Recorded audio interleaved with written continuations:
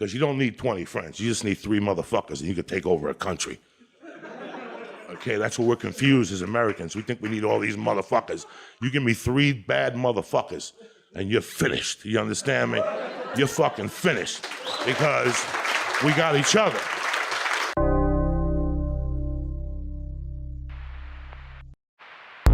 Beyond Wednesdays, we got the things to do. Beyond Wednesdays, bring the Wednesday night review. Comics and collectibles, and sometimes comedy too. Yes, it's Beyond Wednesdays, so sit down, what else you gonna do? The following program deals with a controversial subject. The theories expressed are not the only possible interpretation. The viewer is invited to make a judgment based on all available information.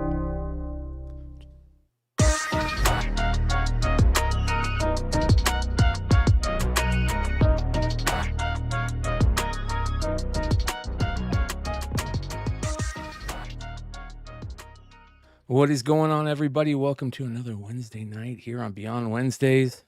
The whole crew here. The session was excellent. We are in the summer months here in the Valley, and I seen people chatting in the chat there. And when those summer months are going on, it doesn't get dark out in Phoenix till about sometimes like 8:39. It's crazy, dude, and it sucks because the sun is the devil. Dude, there's this guy here in the Valley. He won. He lives like close to me, and he won a scratcher for like $2 million, right? And he's this nutcase, bro. And all he wears is like Dennis Barger style gear, but instead of pajama pants, they're shorts, and like he's crazy, and he wears those huge like funny fake foam shoes and stuff. Yeah. And he all he does is drive around like these crazy trucks, and he hangs out with like these biker gangs, and he's just wasting his money around here. He goes by the name of King Hillbilly. Wow. And dude, this guy is so funny, but he said something that as soon as I heard him say it, I was like, oh, this guy's from fucking Arizona. He goes, they're doing a little documentary on him on YouTube, and he goes, I don't fuck around during the day. I hate the sun. The sun is the devil. And I'm like, Oh, that's hilarious. I know where you're from, my friend. Yep. Lord Zero says, oh my God, Brian, I know who you're talking about. He's a weird dude. He's a nutcase, dude. He's a nutcase. If you get a chance, if anybody out there gets a chance, go look up the King Hillbilly YouTube story. It's funny. Anyways, a lot of stuff to talk about tonight. We got new comic book day. We have to talk about the market is crazy right now, and we're seeing some major movers in books that I think a lot of us weren't necessarily like. I wouldn't say we were ready for it. I don't think we were ready for it at all.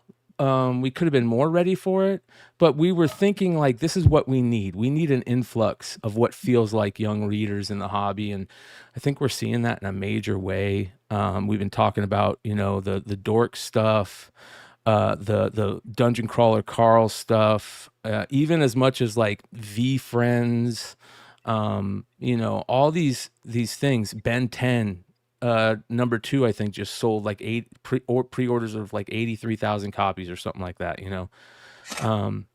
so there is this thing that's happening, and it's very interesting, and we've kind of been talking as a group about all this and how crazy it's getting. But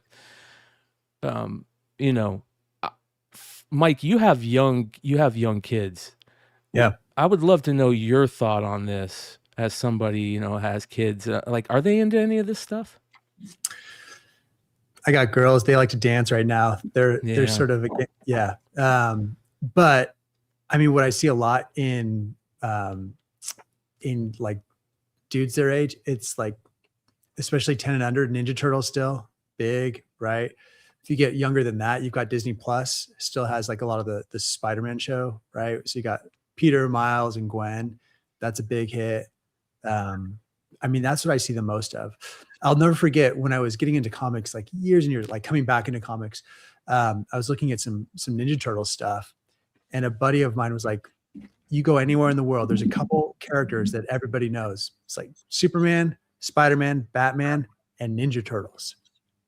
That was some pretty good advice, honestly. So, Yeah, actually, Who doesn't love pizza?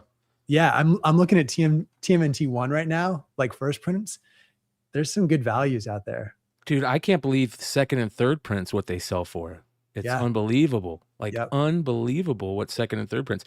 But that's the thing. I think that like the Turtles is very interesting because, and I forget what show this came up on recently, but we were talking about like these generational IPs that go across generations. Like Star Wars is one, G.I. Joe is one. I think Teenage Mutant Ninja Turtles is one of the newest versions of that. Yep. But and I think that's good because that will have nostalgia. It feeds the younger generations of that nostalgia bug. But we're seeing that nostalgia bug in the 20 to 30-year-old crowd right now. Yep. I don't know what else to think. Clutch, what are your thoughts like on all this Ben 10, Dungeon Crawler Carl? Do you think it's that crowd, or do you think it's just getting so big that it's reaching us collectors? And we're definitely seeing like the Dungeon Crawler Carl stuff has been so interesting because there's been so many people that are like the book fans who've hit me up about like, oh, I saw that you're dropping this book, or you've got the Batman one, and then like they're like, oh, I just picked up like I'm going to a signing with Matt, and I picked up the Revenge of variant. It's wild to see. I mean, I wish that there was I wish there was like an easier way for us to get them, except for these are crazy prices on these things right now. It's good to see that Vault's releasing like the other variant covers for July of the Zero issue, but I heard that the sales of the graphic novel have been crazy. So yeah, and that came out today, which we're gonna definitely talk about here in a little bit, which is a nice little segue when it happens. But this is the crazy part to me was the free comic book day stuff, and I'll tell you why I think it's crazy to me, because I think it's just crazy because it really is introducing the DCC IP to the collector base and the collector crowd, but the collectability of it kind of blows me away. And it's this whole new thing of the retailer exclusive variant for free comic book day, which it's been done in the past, but this is like heavy and it's very noticeable. And I think it's really cool. The interesting thing though is, we talked about how we feel like we've heard that the Absolute Batman one has got this huge print run, right? And all this stuff, and that can be a little scary. And I don't know how that is going to work out. And I don't know what your guys' thoughts are on, those big print run books that still have the collectability. They're out there. We just, that Harlan Ellison thing that you sent me, Leg, where he's talking about, Man of Steel 75. He's saying, oh, they printed millions of these, and if this book is going to be less than cover price. And we looked it up, dude. That's a decent book. That's still a $10 book, at least. Yeah. So I do have a question though about this. Do you think we'll see a increase of retailer exclusives for free comic book day books in the future, like next year? I think it depends on the publisher, because I don't think all publishers allow it, right? It's right. What do they charge? Special one-off, You'd do it if you only have to pay 50 cents an issue, like free comic book day. Right. I think they had to pay more for it, but I would imagine. But fuck, dude, let's do 30 of them. Yeah, right. So just one drop a year at free comic book day. Yeah, right. But 30 books. A lot of these are books that we kind of like. That's why I love this show, is because it's almost like a live conversation where we're just finding these cool things as we talk about it. And a lot of these books on here we kind of just found while talking about it on the show. And it's kind of cool to see that happen. But they're same thing with the print run. And one question I do have is ultimately about the print run stuff. And what's scary is, and I'm going to bring this up with you guys and see what you guys think. I love this series, and I want to get back, or I love what this series is doing, and I want to get back to that in a second. I want to hit on a little bit of a sour note, and that is the print run thing still, like somebody sent me a thing. I think it's specifically about this variant right here. And there was kind of question on what the print, like what was the deal with the print run, and the retailer that put out this variant made a very interesting note. Let me go ahead and bring this up here. Let's see here. Is it gonna let me do this? Let's see here. Nope, it's not gonna let me do it. What just happened? Just kicked me out. All right. So basically, there was questions on whether this thing was being print to order on this thing, and this retailer, he is very anti-FOMO, which is very interesting. And I'm gonna show you guys what I got sent, and it just brings up this. What's that? What do you mean by anti-FOMO? Well, you're about to see. So check this out. Oh, okay. I think I get it. Yeah. So here we go. Both trade and virgin variants by Scott Prather. There is no limit to the pre-ordering of them. These are additional copies of this comic that are being reprinted and available to ship on or after 7/15, right? And which kind of maybe that's just the way he's saying it or something. I don't know. But here is the variant. And on this, he says at the bottom of this, which is very interesting, here at Major Payne, we pride ourselves on the pack, or wait, hold on. Where does it say about the no FOMO? We are very no FOMO pricing. If any attempts to sell these on the aftermarket for a ridiculous amount, please understand, I will put my own stock up for sale on all the markets and keep the price from getting out of hand. Though nothing can be done to stop those from selling on the aftermarket for exorbitant prices, when I find out who they are, they will be permanently banned from my website. Very interesting take on that, man. Like, right? Yeah. I can give a little more into this because I'm currently I've been currently emailing with Edwin. So I am a person who ordered multiple copies. I ordered 10 sets from his website. Plus 3 bonus sets because you can order an extra 3 or whatever. So I got a message from him saying, "Hey, come pick them up because you're in LA." Cool. Followed up the next day. He said, "Hey, can't do it. I can't meet up today," that we agreed on. So I said, "Okay, just go ahead and ship them to me." 2 weeks later, which was I think late last week, it's like, "Hey man, do you have these? Do you have an update on the books? Like, you know, it's been 2 weeks since you said come pick them up." He messaged me saying, and it was pretty frantic. Those who know Major Payne in the Los Angeles comic scene kind of know that there are moments of like, he's had issues with a couple comic stores, comic sellers. I've never met the guy personally, so I don't really know Edwin beyond just, you know, hearing anecdotal stories. But, you know, he sent me a message saying, "Hey, these are," he claimed that there were 90% damages on his virgin version of the book. I don't know what to say about that, but he's shipped out copies to people. So some people have copies. There are copies that are listed on eBay that have sold. So I've seen those. I was like, "Hey, he's like, if you have a problem with this, we're going to we're getting a reprint of the cover for the larger release in July, which is when they're doing Vault is doing their larger run that's orderable for other stores, and they're doing the other reprint covers and stuff."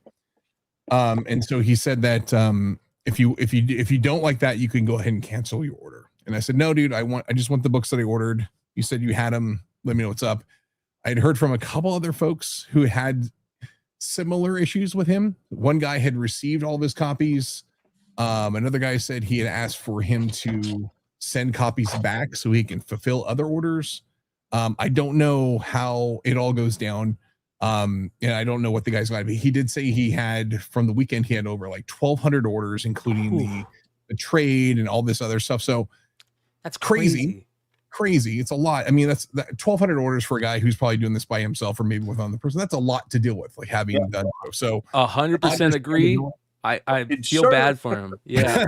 It's crazy. It's nuts. But like in a situation like this where he's got that many orders that are damaged, I wouldn't have shipped out a single copy until I knew how many are damaged. Like I don't ship until I know that I've got all my orders are covered, that all the books are here. I've gone through and said, hey, these are the damages. They've been reported. That's it. So I can figure it out. So like no one is getting better treatment than others. You know, he said he was, because I had ordered multiples, he wasn't shipping mine out.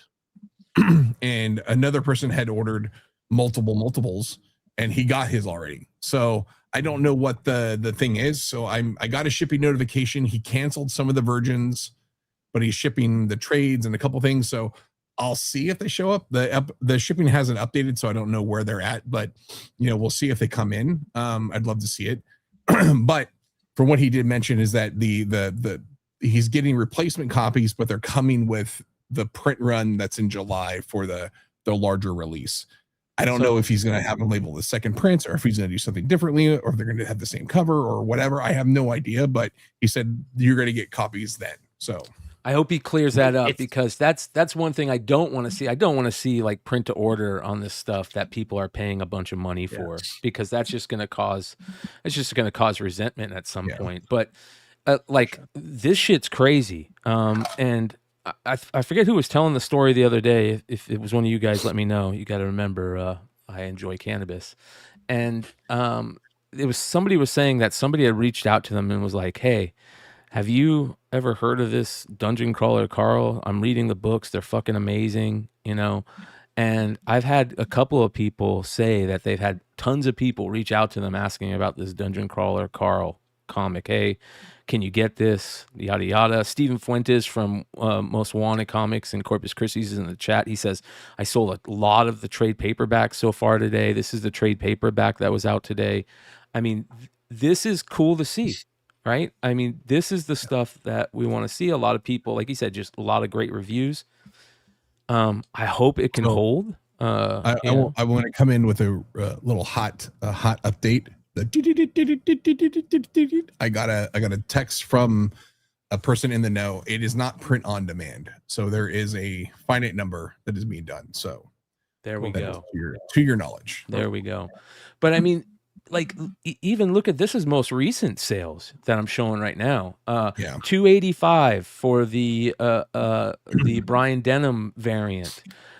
Signed in remarked versions. These were $50 on the site. The night we put the link in the chat, they were $50 a piece, and people are selling them from $285 all the way up to $500 for those signed and remarked ones. I love what Revenge of did with their copy. Like you got it for free at their store.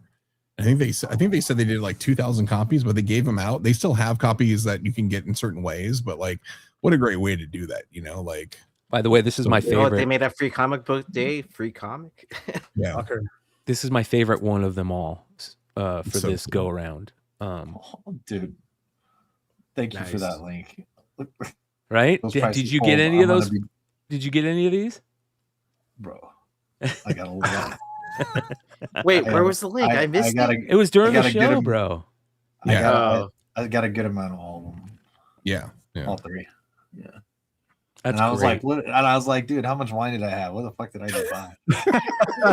And I finally might have got a hit, dude. I haven't had a good hit in a while. 3-game warm up. Even that guys. Revenge of cover. Look what it's going for. By the way, shout out. I've been like following up, going back and looking at a bunch of old Revenge of content that they've been putting out and kind of geeking out on them lately. I want to get. We're gonna do our best to get those guys on the show. I really like what their shop is doing. I've heard a lot about them lately, and they seem like a really cool shop. And this was a fucking win and a half right here. So this is one of those interesting things, right? So we've got a property that is outside of comics coming into the comic space a little bit. It's something that we talk of times like people outside, they don't know what's going on in the comics. We don't know what's going on the outside. Do you guys want to take a guess how many copies have sold of Dungeon Crawler Carl books? I think it's on volume like 7 or 8 just came out. Take a guess at how many books have sold. Like actual books, right? Actual books, yeah. I'm sorry. These are the ones with the words, not the pictures. Yeah. All right. I don't know, 200 million copies? Dude, no pictures. I don't have any of those. No pictures. 8 just came out. Thanks, Pimpin. What am I in high school again? It has sold over 6 million books. Say that 6 again? million books.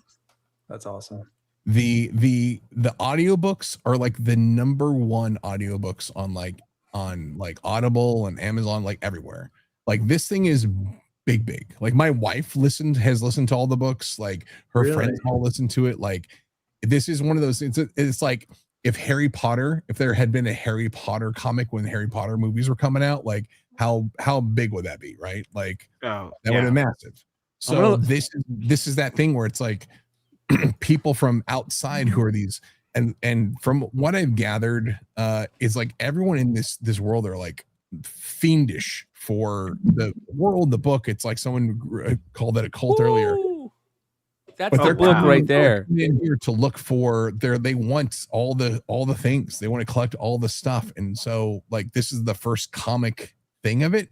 They're all about it. Like somebody said in the chat the other day that they had this book and it sells for 500. And sure enough, look at this. Good Lord. Well, I mean, that's really unique too, because they cover so many different mediums. They're popular in books, audio books, and now they're coming into the comic space. I kind of like that, where it's like an IP that's built off of nothing. I think it's great. Yeah, it's really cool. Yeah. The funny thing is, last year at October, New York Comic Con, I remember walking on the upstairs area, which is where they had the retailer section, and I remember walking down the hallway. There was there's like a little panel just in the middle of the hallway, the walkway, and it was like a novel book panel. And I was like, I think that's the Dungeon Crawler Carl guy. And so he was part of this like book author panel in the middle of the fucking aisle, and there was 30 people in the audience. It was like such a small thing. I'm like, this is crazy. And now this guy is like just massive, crazy. Well, the greatest things to slice bay. Dude, I'm telling you. So what's cool about this, again, they're, and I got to give Vault a little bit of credit too, because Vault has been on the tips of our tongues for the last couple months with multiple IPs, multiple books. You really got to give them credit. They've done a really good job. Yeah, it's awesome. Yeah. So and look, like shout out to Nathan Gooden and Tim Daniel for putting together that absolute Batman variant. Like that thing is crazy cool. Like I got copies in early. I was able to get them graded fast tracked. I have sold 10 slabs, $350 a piece. Hell yeah. Cha-ching. Oh, look at Dark. Look at Dark in the chat. He said that was my $500 book. Oh, dude. Hell yeah, dude. Wow. Well, Clutch, that brings I gotta put you on the spot because wait. Before that too, I also want to highlight they just did a Kickstarter for a role-playing game that made $13 million on Kickstarter. Yep. Like this thing is freaking bananas. And if Vault could make this like into a bigger comic thing, like bro. When's the movie come out? Yeah, right. Soon. That makes me I want to ask you, do you know, Clutch, if, because I know they're putting out they put out the trade paperback today. And a lot of people were wondering, are they going to put out a floppy series on this? Do you know if they're going to do a floppy series, like a single issue? I don't think so. So the trade series, and this is 0 issue, is actually, it is a collection of the webtoons. So this is the webtoons like graphic series. So this isn't like a full on like American comic of it. So the trade is the webtoons, like kind of like anime manga style thing, put into a 0 issue comic form. So this is like the intro of it all. So hell yeah. Well, you announced something pretty epic today, so I'm gonna put you on the spot, bro. Did I? Yeah, this is kind of fucking cool. A nice little Invincible homage, and this is kind of like, to be honest, man. If I have somebody said, you know, somebody's gonna do an Invincible homage, I would kind of like of this. I'd be like, you mean, is it gonna be Clutch? Is it gonna be Clutch? It's funny. So Tim from Vault is one of my closest friends. I've known Tim since I first started in the comic industry, when he was working at Skybound as a like graphic designer and web guy. And I met him at the first Comic-Con I ever worked at, and you know, we just hit it off. Like one of the coolest guys. He was on here with Dave Andre when we talked about Estuary. Like he's just the nicest guy in the universe. And so we've been texting back and forth about just how this whole thing has been rolling out and how crazy it is. And I was like, if I'm gonna do anything, I gotta do this. Like I've let opportunities to do stuff slip by, and I was like, F it. Like I was like, Tim, can we do this for San Diego? And he's like, yeah, we're doing the reprint. We're doing like the larger printing of this 0 issue for bigger release. And he's like, let's do it. And I said, this is exactly what I want to do. And he's like, gotcha. He's like, gotcha, Clutch. And then like he was off to the races. Him and Nathan worked out the idea, framed it out. I said, I just want it very much simple like this. So yeah.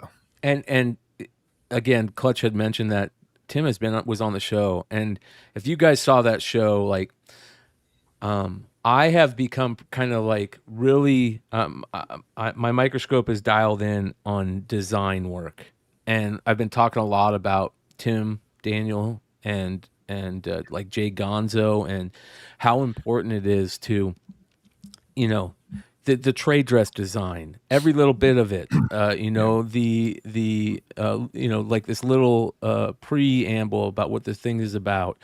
The vault image and the like, all this stuff matters. It matters in a major way. And I've seen it lately. And, you know, now that I've kind of like, the curtain has been pulled back on the comic industry a little bit for me, I've seen how important that is. And I love the guys that do that well. Tim is one of those guys. It's amazing the stuff that I've seen that he's been working on, and that he's had, you know, he's kind of, you know, had his hand in, and it's been very, very interesting. And I love that part of the comics world, or the art of comics, I guess you could say. That's more of like the art of comics, and it's fucking important. And yeah, Tim's a great guy. I mean, except for he's a Giants fan, but everything else is great about him. I hope he got that card. I think he was looking for the Fitzgerald card or something like that, right? You would know. Yeah, I think his wife got him that.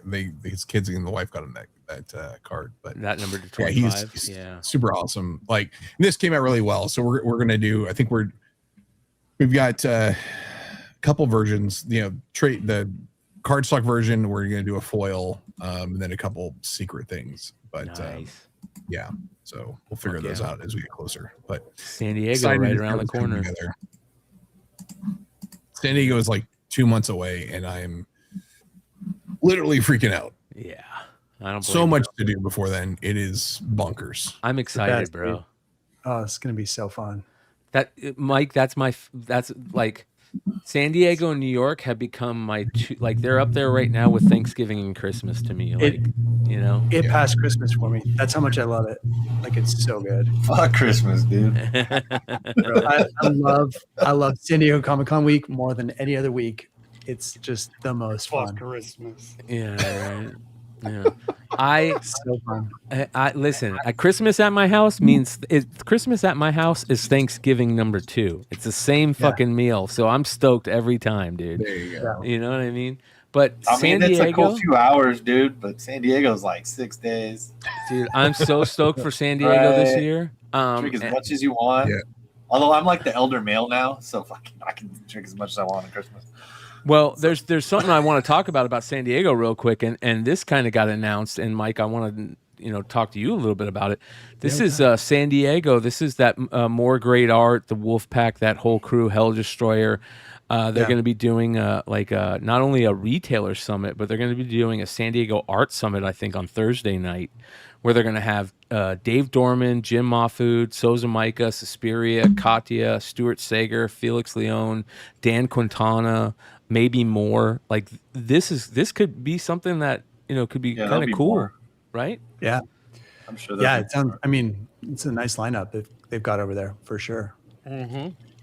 And from my understanding, I think that they've got a condo or something that they own held across. It's right across, dude. It's really, really. Is it going to be there? Well, here's something that I can say right now, and I can announce. It's a beautiful place. We were there last year and the year before. They have this little party area out by the pool. They got this clubhouse, and Beyond Wednesdays is going to be setting up at that clubhouse. Yeah, so we will be live streaming maybe both nights, at least one of the nights, either Tuesday or Thursday night, maybe both nights, depending on how Tuesday night goes. And it could be a really cool event, and I'm looking forward to seeing a lot of you guys out there. I hope to it turns into something cool, but I think it's going to be a lot of fun. And this could be something very interesting because this is more original art oriented, instead of the retailer oriented one that they usually do, which the first time they're doing. And I think more than ever, we're seeing the original art scene like really fucking blow up, right? OAX, the collector con that's coming up in Vegas, which is I'm seguing into this, that could turn into something interesting. And then again, what I'm getting at is the collector con thing's coming up. You're going to be there. Is there any updates on that you can share with us? I mean, what's your thoughts on it? Very soon to come. It's, I shared a little bit about just kind of what the layout's going to be. This is the time to really interact with some really great artists, like side by side. You're going to be hanging out with them. The VIP has, suite access where you're going to be literally side by side with these artists. Star Wars Day. Drinking, if you're a fan of Star Wars. This is amazing. So what you got on screen there, that's the Lucas Art Museum that's opening in September. You could actually sign up for membership, I think, was it last week? So I know probably 10 of us in my art group signed up for I think it's the Alliance membership. It's their highest tier. It's about $600 or so. Comes with some really cool exclusive giveaways, allegedly. So we're looking forward to that. There's so much going on, guys. There's the Skirball Museum down in LA just opened an exhibit tonight. Actually, there's a grand opening that like Dinesh Shamdasani is going to be at. Patrick Reed is one of the curators for that. I mean, art is blowing up right now. It's everywhere. So it's been really fun to sort of see a lot of that, kind of come to fruition. And we've had so much traffic on our site, our Instagram. I think we just hit like 7,000 followers now. I mean, it's been pretty insane. Yeah, it's awesome. Yeah, fucking A. Make sure you guys go check out SNIKT official on IG. Yeah, and then go check out the site, the .com site. Shout out to Official Music Pub. Appreciate you, bro. I'll tell you something really fun to you guys. This is like just for us. We got word that we got the SNIKT trademark for the website and for clothing. No way. Oh wow! Yeah. Congrats. We've got the use permit as of this week, so we're pretty excited about that. Wow, man! If you need some T-shirt ideas, yeah. Can you do me a favor, real quick? Just give people a quick rundown if they don't know about SNIKT and what you're doing over there. Yeah, there's a couple things. So it's really kind of a hub for original art. So it's a place where people can load up their original art, create their own gallery, be able to search through other things. So right here's our homepage. Right now we're featuring Absolute Batman. We have all the original art from Absolute Batman #1 that we were able to grab from Felix Liu over at Felix Comic Art. We developed a really cool way to kind of view art in like holistically, where you're with the reader up at the top, you can actually scroll through it like you're reading the full issue. So the idea is that we're putting together issues of comic books through the collecting community that collectors can enjoy. So it's a comic archive, it's an art hub, there's resources there for new collectors. You can click on, Brian, if you click on Discover right there, I mean, you can just go through and it will just keep loading, like, I mean, page after page. There's so much stuff that people have loaded in the last couple of weeks. It's pretty neat to see. That's really cool. Yeah, look at that. I love that, bro. Yeah, this is amazing. I'm gonna actually, I'm gonna figure out a way to load my stuff on there. You should. Yeah. If anybody has anything, dude, Clutch, you got to load that that Carl picture from Walking Dead, or that Carl page from Walking Dead, bro. I've been needing to. A buddy of mine hit me up about because Calf had their big virtual sale this week. He's like, dude, give me some stuff, I'll put it up. And I don't have things scanned. I have a a drawer in my file cabinet of art. Nothing is ready. And so, but I've been meaning to. I made a SNIKT account. I've got it prepared. I need to put stuff on there. My buddy Carl Choi was like, dude, get with it. And I was like, dude, I'm so lazy. Carl's the best. Yeah, Carl's awesome. Yeah. Carl's is ridiculous too. But Brian, if you click, so you'll see too, like the blue right there, that blue frame. So some of the art has different frames around it. Sorry, if you go back, the actual frame of the image, we do frames for if art is for sale or if it's open to offers. So all of those, like there's a blue frame right there. So someone's open to selling that one. So sometimes people ask, like, how do I know if something's, if I could ever pry that away from somebody? You can always ask, but that's this makes it a cool. little bit easier. Yeah. That's super cool. Yeah. Something we and by the way, you guys, Mike didn't know that I was gonna ask him about this tonight. I didn't tell him this. Happy to. Surprise. Yeah, look at this cover right here. Dude, that's my buddy Justin. So Justin, he's a massive fan of this. This is like his favorite issue. He wanted to buy this cover. The cover's owned by a collector named Tom Fish.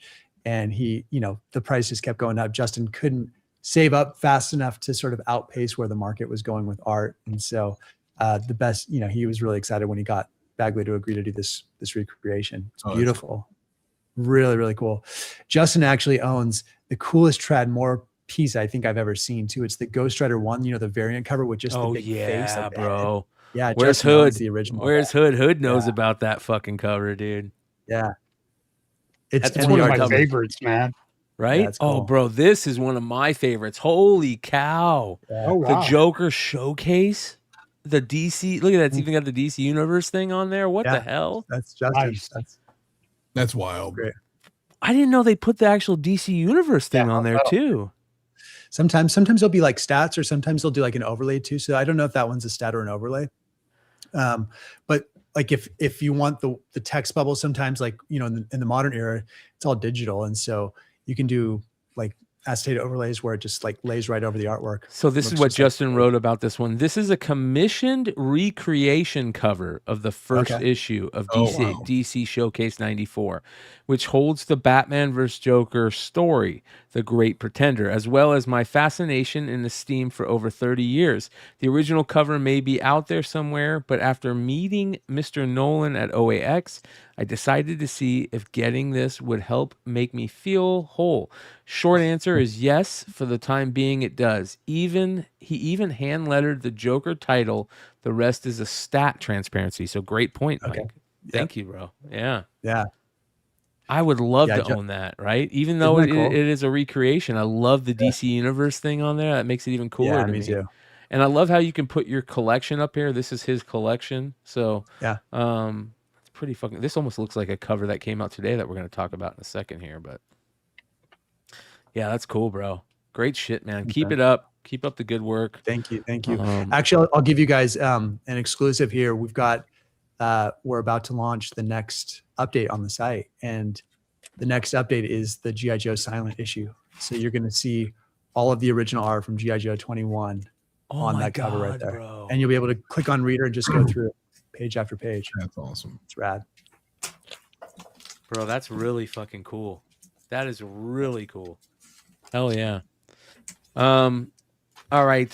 Some other things that I want to talk about. I want to get, have you guys seen the Amazing Spider-Man 100 or 1000 stuff? Have you guys heard about that? Some of it. No. Yeah, I've seen some of it. I've seen some of it. Yeah. Some of it is interesting. But have you seen the A cover? And I want to give a shout out to Nick over at Key Collector. He brought up such a great point. Look at this A cover. What is your thoughts on this A cover? I think it sucks. Why is he shrugging? I don't know. He's just disinterested. He's like 1,000, I guess. He's like, it wasn't really linear. No, but hey, here we are. That has got to be one of the worst covers I've ever seen. Is that the reason why Dan Buckley got fired? Bro, this is one of the cases where you aren't looking for just the A cover, you know? I think they're trying to get you to buy the variants. Yeah. I think Dan Slott drew that. Bro, Nick, he goes, look at all the other anniversary issues, okay? I want to show you guys the anniversary issue covers. and compared to this thing. Who did This the is cover? 900. This is the last one. It's okay. John Romita Jr. It's okay, Yeah. right? Not my favorite. Not my favorite. This one's decent. This is 600. Yeah, I didn't like that. This one's amazing. So true. that- JRJR strikes again. That's Dude, so funny that- in the chat. That- 700 one of as the years go on, that book just gets better and fucking better Yeah. Yeah. and better. It This It's got is a one hit. signed by Ramita. I have one signed by Stan Lee. Oh, you lucky dog. What a hit. This is a hit. This one's really good. Yeah, Red 800 Goblin. had a lot. Yeah. That was a Right. big build. This is a good one. Was that Alex? This is Ross, a J. Scott 10. Campbell 500? J. Scott Campbell, yeah. That's one of the That's, most underrated pretty Campbell good. covers ever. Like literally one of the most underrated Campbell covers. The background, Fuck if you zoom, yeah, I'm dude. not, if you check out the characters in the background in that, Yeah. it's so much fun. So much fun. Yeah. Yeah, like that's a good point. I mean, he doesn't do a lot of background stuff, so it is Not cool to see- anymore.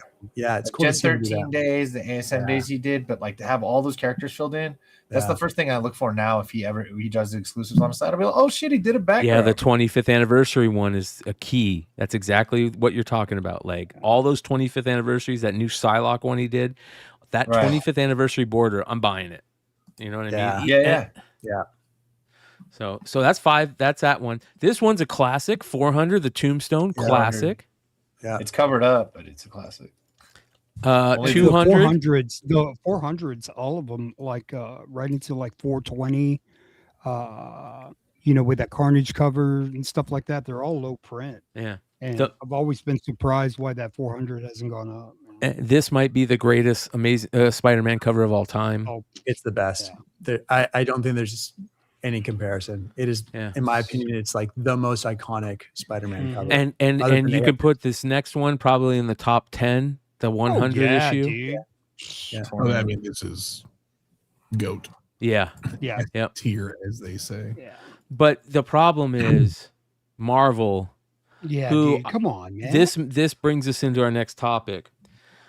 I feel like Marvel is just spiraling right now, man. Dan Buckley It's being like fired, someone the not- reorg, everything that's going on over there. I mean, I just really feel like Marvel is seriously spiraling right now. like I mean, there's they're nobody trolling there us, that right? that is looking at it and go, hey bro, that fucking sucks, dude. I'm not trying to be an asshole, but like even I think the artist probably knows that it sucks. Ah, Dude, man, it's issue 1,000. Like I was it's in a issue hurry. 1,000. Like you got to be better than Dude, that. like- Yes. how Did do you not guys- nail that? How do I you mean, they not did nail better- that? Are you serious? They did better. They did better with Marvel 1000, Marvel Comics number 1000. You know what I mean? They Yeah, had dude. some- Like, how do You you, know what I would not do? bring it, dude? Like, would as go- many artists that are fucking killing it, dude. No, like, bro. and I you think go with this? I think you Like, go come just on, for man. issue 1,000. I'd rather you go have after all fucking the Frank hits. Miller do it, dude. No, dude, you go after all the greatest, all the legends. Grab McFarlane, grab Eric Larson to do a cover. You grab Bagley. You go through like just the greatest Yep. of all time, and that's what you should be doing for 1,000, not that cover. Oh, bro. They're falling. They're really falling. But one of the things that I want to talk about lost. is this. What's fucking Rad's? See, you guys had fucking like poke and get me all worked up, dude. FKN. Marvel needs a FKN. hug. So You're not fucking wrong. Rad put out a post today that made me just took me back, right? And he says, "It's the summer, but I'm guessing we see a $1 billion." He goes, "I'm guessing we see a $1 billion Marvel movie before this happens." And you guys know how much shit I've talked about superhero movies in the last 8+ years on here. In all seriousness, I want Donny Cates back and healthy and churning out comics that make people believe in comics again. And if you remember, Donny Cates put this post out 65 weeks ago, right? So like he's Little over a due. year, yeah. He's due. He says, "Just wanted to check in with all you and let you know that your boy is back on the dance floor. Expect announcements this summer." And then another one after that. What do you think? Anyone want to guess? If you get it right, I'll buy you your first issue. Donnie, where are you, bro? Marvel, make it happen. Yep. Well, he didn't look that good in Dallas. He no-showed San Francisco. So I mean, that's my two experiences with him, and those are well within the last 62 weeks or 65 or whatever. Yeah. He's not from all reports and sightings or not sightings at shows. Like he's not back or better. Oh, so man. I wish him all the best, and I hope he could get stuff figured out. But we all do, yeah. Yeah, you know what that reminds me of, dude? That fucking reminds me of like Dwight Gooden, dude. You know what I mean? The comeback story. Like yeah. just like unhittable. Strawberry and then, Gooden. Yeah, dude. So like that just remember that perfect game? Was it a perfect game or a no hitter that he threw at the No-hitter. Yankees? no hitter. No hitter. That was so fucking amazing. It's the redemption story that anybody would want. But Well, I'll tell like you Donnie, I'll tell you who is on their ass right now about Marvel not playing games, and the chat's talking about it right now. And it's this guy right here, motherfucking GOAT, Robbie L. Mr. LaFeld himself. I would hire him back, man. He won't take it, I don't think. I don't think that's gonna happen. I would give him a lot of money. He has a Money lot of- talks. But I think he sees that path to retirement. You know what I mean? Like he's Yeah, I mean it's easier to like, He's not. I mean, plus he's got the door open. He's not critical of Marvel or anything like that. You know what I mean? Yeah. So I'm thinking. No, he hasn't really such been an critical. open, welcoming attitude towards everything. So the Midnight stuff got announced, right? And one of the writers on the Midnight stuff for X-Men is Jonathan Hickman. And I got to admit, when I first saw that, I was like, okay, pass. Immediately. And Hickman's House of X, Powers of X run was just so bad and ridiculous. And that's now coming up. And Liefeld is he's catching a lot of heat because he don't give a fuck, man. He just opened it. By the way, he just opened a new Substack. So go sub up to his Substack. You know, he's getting closer and closer to like writing that book. Like this is going to push him. You're going to start hearing more and more stuff from Rob Liefeld. But he put this out recently about the Midnight stuff and Hickman being on the X-Men writer board for that. He says, as I understand it, the reason why House of X, Powers of X derailed so quickly was that the most exciting element was tabled immediately following the author of the first 15 lives of Harry August, a book, bringing up questions of plagiarism. Citing Hickman's previous mention of the book as a favorite, the raves died as the crucial Moira stuff had to be greatly diminished. Once the lawyers make a call, it's over. The most important aspect has been buried, Jesus, with time, but it's there for anyone to investigate. And it continued. It's because the 13 Lives of Harry August stuff was prohibited and removed once the author made her an intent to investigate possible plagiarism public. Just say it, because Bleeding Cool put out a thing, talking about Hickman. It continues. Everybody's picking this up, and they're starting to, talk about this more. People are giving Rob shit for bringing it up like it didn't happen. Rob posted all the receipts from it. It's very interesting to see this happen. And again, it just goes to show that I just don't think Marvel has it. This whole Midnight thing sounds so dumb. And I'll be the first one to eat crow if this is good. Trust me, I want the X-Men to be good. I'm an X-Men fan. I want the X-Men to be the best book at Marvel. Like the last real good X-Men stuff to me is the Hope Summers stuff. I can't think of anything. Like Messiah Complex? Yeah, the Messiah Complex stuff. That that is the last real X-Men stuff I love, and we need the X-Men back. ASAP. You know who you go and get if you want like great writing, you go and find a way to get Mark Millar to kind of reboot it and redo it. I don't think he would. But that's the type of somebody that's Grant the type Morrison. of writer you need to turn it around. I would take Grant Morrison at this point. Level. Yeah. It's just funny that we're just like, who can we retread? Because we just haven't raised any talent in the Marvel. Oh, great fucking point, dude.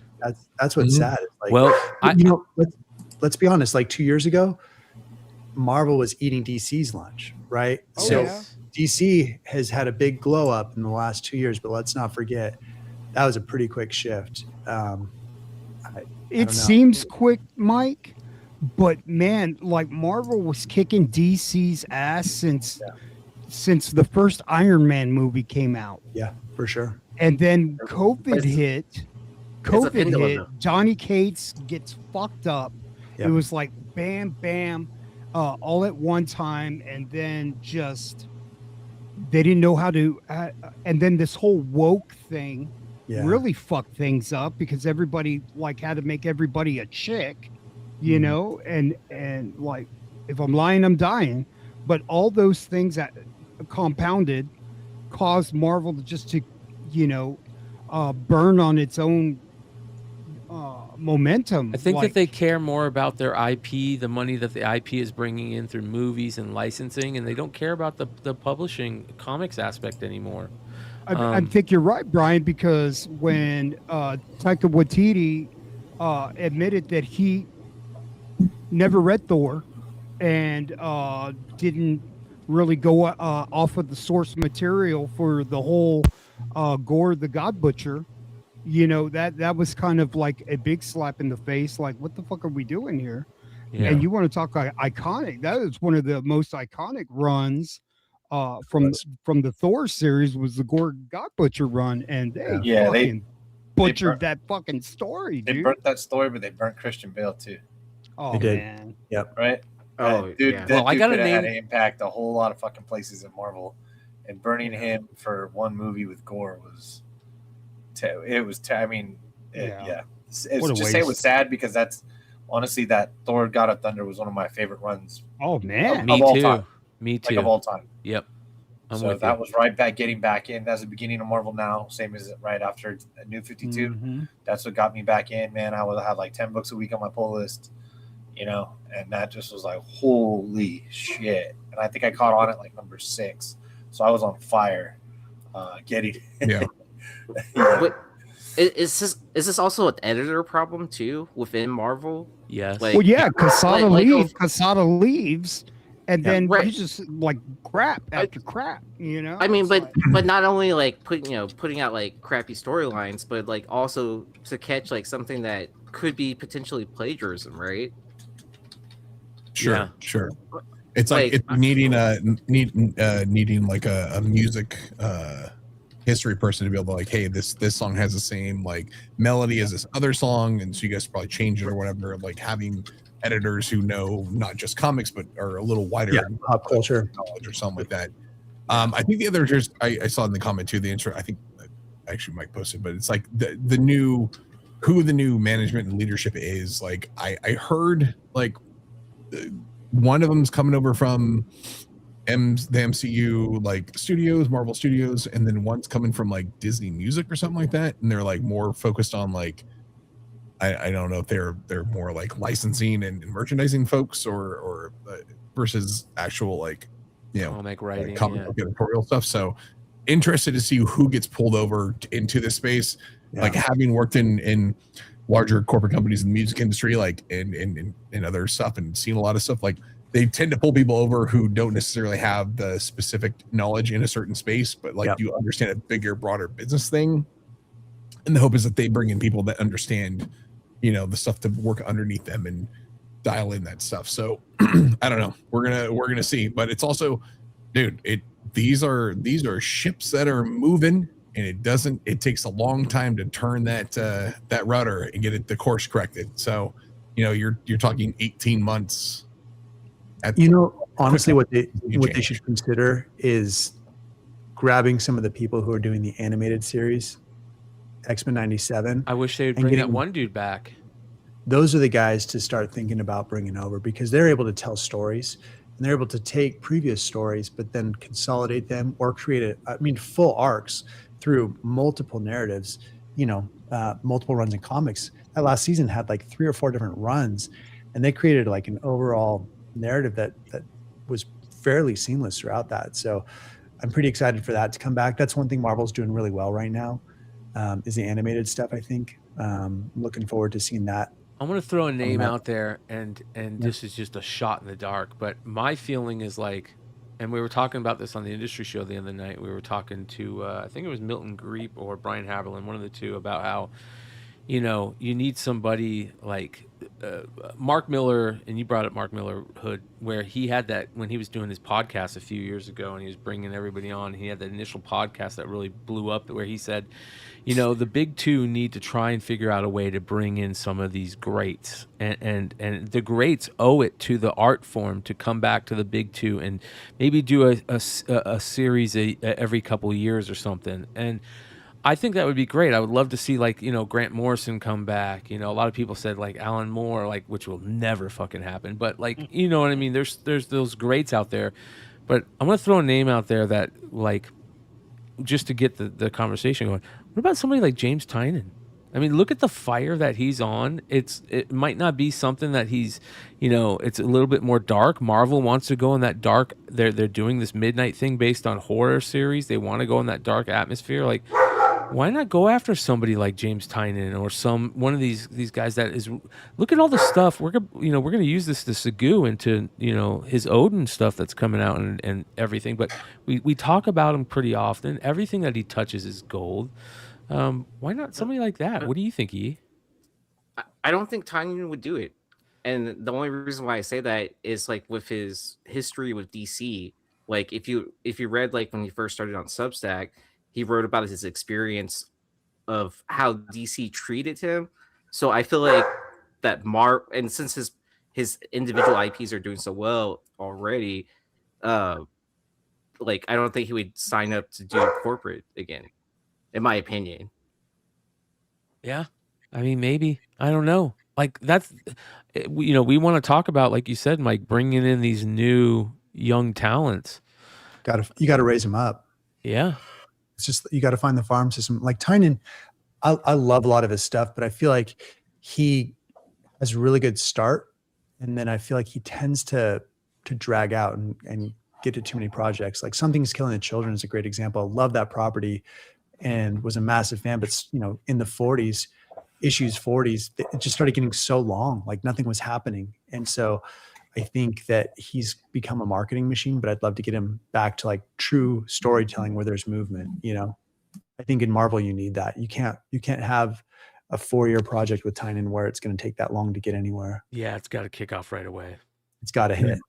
I think one of those things with Tynan too, and it's, you know, having been able to spend a lot of time with Robert over the years, it's like these guys, once you get out and you get to do your own thing and you find success with that and you get to build that stuff, there's no going back.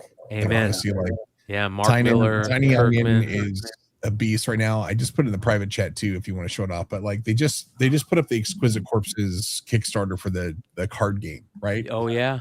Mm-hmm. $175,000 for the card game. Like What that's amazing. You know, like It's fulfilled in 8 hours, right? Or something like that. 180 minutes. It was Oh, fun. 80 minutes. That's what it was. Yep. It's like 1,300 backers. It's great. Like I backed it too, but it's like when you get to see that success outside of doing a big 2 book, there's no need to go back. Like I don't think you have to do it. You know, like you could do things tangentially if it's there, but like you said, like his time at DC didn't seem to be the best thing. I'd be cool running my own ship and building my own projects with my guys that I own. Like it seems like the stuff they got with Blumhouse is going to be crushing it. So like, I don't know, dude, like never go back. Yeah. Well, yeah. And you know what? It's funny because some people in the chat are mentioning right this back. too. That Marvel doesn't treat their creators well, right? And I think one of the ways that you can fix some of this is the reason that the 90s were so great was that profit sharing model where you create a great character under the Marvel banner, you create a Deadpool or you create a Cable, you create a Gambit like Jim Lee, like all of a sudden you've got a vested interest in that stuff. You want that character to do well. You want to write good stories for that character because you have a vested financial interest in that property. I think what's happening right now is you don't see that anymore. And so you got a great character. You're saving that for when you're doing a creator-owned book, right? Like you're Kirkman at Marvel doing zombies, like you're going to save Invincible for when you do it on your own. Like that makes sense. So Yeah, I mean, my wilds. I mean, look, we've all talked like, oh, life will be great or whatever. Like, my wild idea would be, I mean, bring over Jim Lee. agreed. Oh, yeah. Have Jim like kick off X-Men. Like, could you imagine like a Jim Lee new X-Men? Like, Dude, that would be off the That's a good charts. point, man.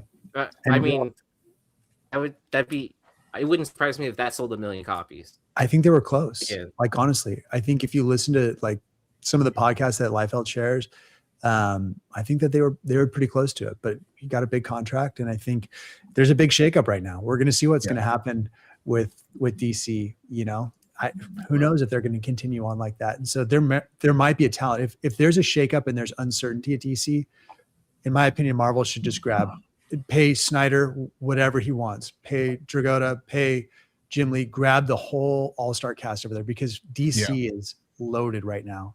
They have so much talent. It's crazy. Well, here, instead of like, what was it? The MCU that let go of their entire visual department, right? Yeah. Or yeah. Well, why not just, instead of like doing that, transfer as many people over the comics as possible while they're still under contract, right? Yeah. Like, transfer jobs and then get rid of redundant positions and consolidate it that way. That would have been the easier thing to do. You already have people that are familiar with the characters. Like, I'm sure they would have, knocked out of the park doing covers, interiors, whatever. And it would just have been amazing. Like, but I mean, whatever. Yeah. I mean, the larger point to look at is the fact that Marvel and DC are now both owned by giant media conglomerations. Yep. Right. You've got Disney, you got Warner. Like, the comic portion is a ancillary bit on a line item in an overall drowning error. It means next to nothing. They have decades and decades of IP that they can mine and use for whatever. Like, cool. I think if something, we know that the merger stuff with Warner Brothers, we don't know where that's going to end up settling, how long it's going to take. It's going to take forever. I think they've got so much to worry about before they even look at the comic stuff. So I think there's probably a good, runway for that.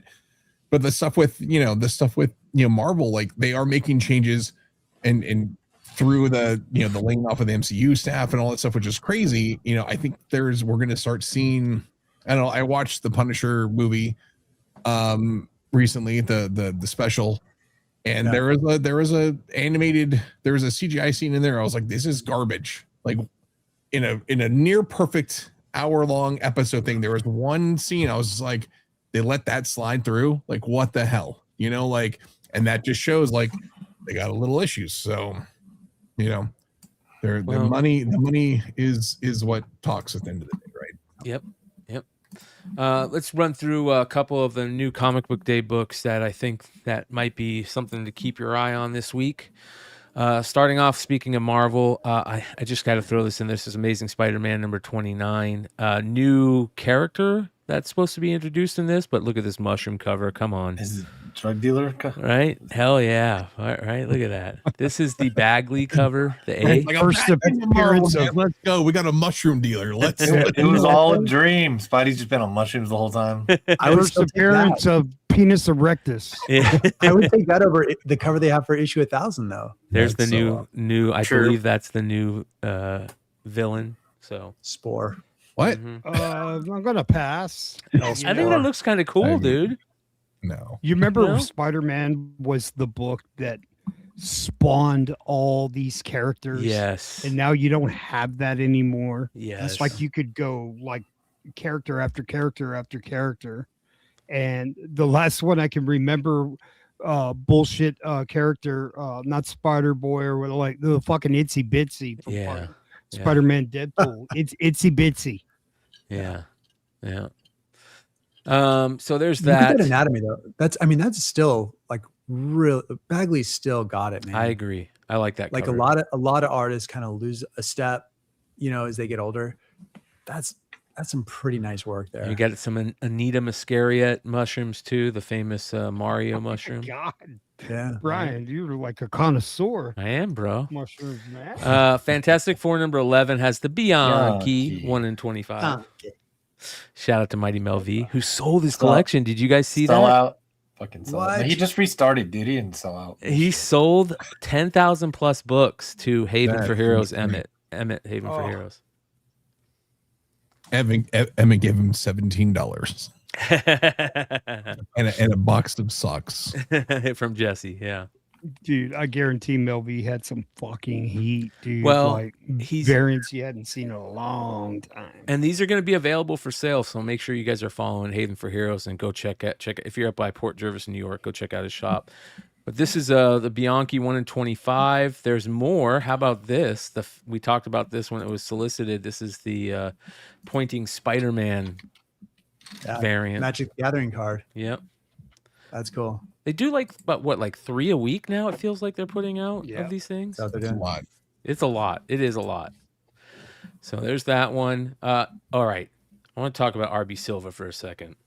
Inglorious X-Force number 5. What a great cover. I am such a homer for Archangel. That run was like one of the first runs I remember getting into when I first got into comics as a kid, and just that whole Archangel storyline. And then when the Remender stuff came out, like Archangel became one of my top 10 favorite characters in comics. And I love this cover. He's a big part of the series. But dude, check out some of this RB Silva artwork. I want to show you guys. Ooh, that's nice. I mean, hold on. Look at that. Oh, that's cool. Beautiful stuff. He's got some gorgeous artwork. And I mean, look at that. That's beautiful. This really, really good artist. I would suggest you guys check him out. Dude, that middle image right there. That's wicked. That's cool. Right. So RB Honestly. Silva, Mm, badass. That's going to be an interesting one. Keep an eye on that one. I love Archangel. Yeah. He's like one of the coolest looking characters. Yeah, for sure. X Factor Moonstar, 24. Just Danny Moonstar. vibe. 1 in 25. This could be something on the secondary market. Is that We'll see. Corel? Who was that? This is Annie Wu. Annie Wu. Anywoo. There is a good Perel absolute green arrow that we'll talk about in a second. This is a Punisher. What if Punisher had Magic's Eldritch armor? And I don't know. That's kind of a cool cover. That's the Jonas Scarf cover. Looks like Skeletor. Yeah. Speaking of What if Punisher was Skeletor? Yeah. This is the facsimile for Silver Surfer Yeah. number 4, but this is the Phil Noto 1 in 25. It's cool. That's Yeah. good. I like that. Another Magic the Gathering card. This is for Ultimate Impact Reborn. It's a new series with Miles. They're also doing they have like a little homage to the Ultimate Fallout 4. But this is the Inhuck Lee Magic the Gathering. Let me see if I can show you. This is the variant that they have that's kind of like homaging Ultimate Fallout. They could 4. ever find somebody to write Miles Oh, and write it bro. with consequence You're not wrong. and write it with connectivity Yep. and write it where, I mean, every book was important for at least 10 issues. Like Yep. that would bring Marvel back. Yep. Couldn't, Such a I good would just- character. And you could base the whole Marvel story around Miles and rebuild, you know, but This is a they new can't, they artist can't even that get Peter Parker right, man. This is a new artist that I was introduced by James and Jeff over at Dynamic Forces, Chris Lee. Yeah, he's great. Yeah. Yeah, cool guy too. Yeah, super cool. He did a Battle Beast sketch for those blind bags. Oh yeah, Nice. that's right. Yeah. Oh, damn. He has a new Absolute Batman, I think 19. Pretty nice cover. This is another Magic the Gathering, but this is the Dan Dos Santos for Venom issue 28. Now the version of this is probably the one to get if it looks like this, It's cool. right? It looks like a old school Flair. Yes, Remember, totally, Yeah. card trading card? Yeah. totally, Yeah. bro. Yep. All right. This is the Akko cover for X-Men United #3. Almost all these covers are good X-Men covers, but that's an excellent fucking X-Men cover right there. I love that. There's also a 1 in 25 Cafu cover right here. So we'll see about that. All right, Vampirella #2. This is the Perillo. Look at the eyeballs and the drink. So good. Oh, those eyeballs are crazy. All right. That's awesome. Yeah. It's another good vampire. Oh, I just noticed that, dude. That's Yeah. badass. There's a pool yacht. Oh my god. She's a little too Right. muscular, man. overload. Yeah. There's a couple of Serious, those. bro. That's There- fucking great. All right. There's a Derek Chew. This is the one we talked about the other week. This is the Chatzudis. That's Chet Fuck Zudis, yeah, bro. Yeah. Elias Jadzudis. Yep. Nice little motorcycle homage. That's That's Tyndall. Joseph Michael Linsner. This is the Vampirella Ultraviolet, which I love the Ultraviolets. I do too. They do them every month, dude. Yeah. But Lucio looked at me like, "What the fuck is this?" I was like, "Oh, you probably."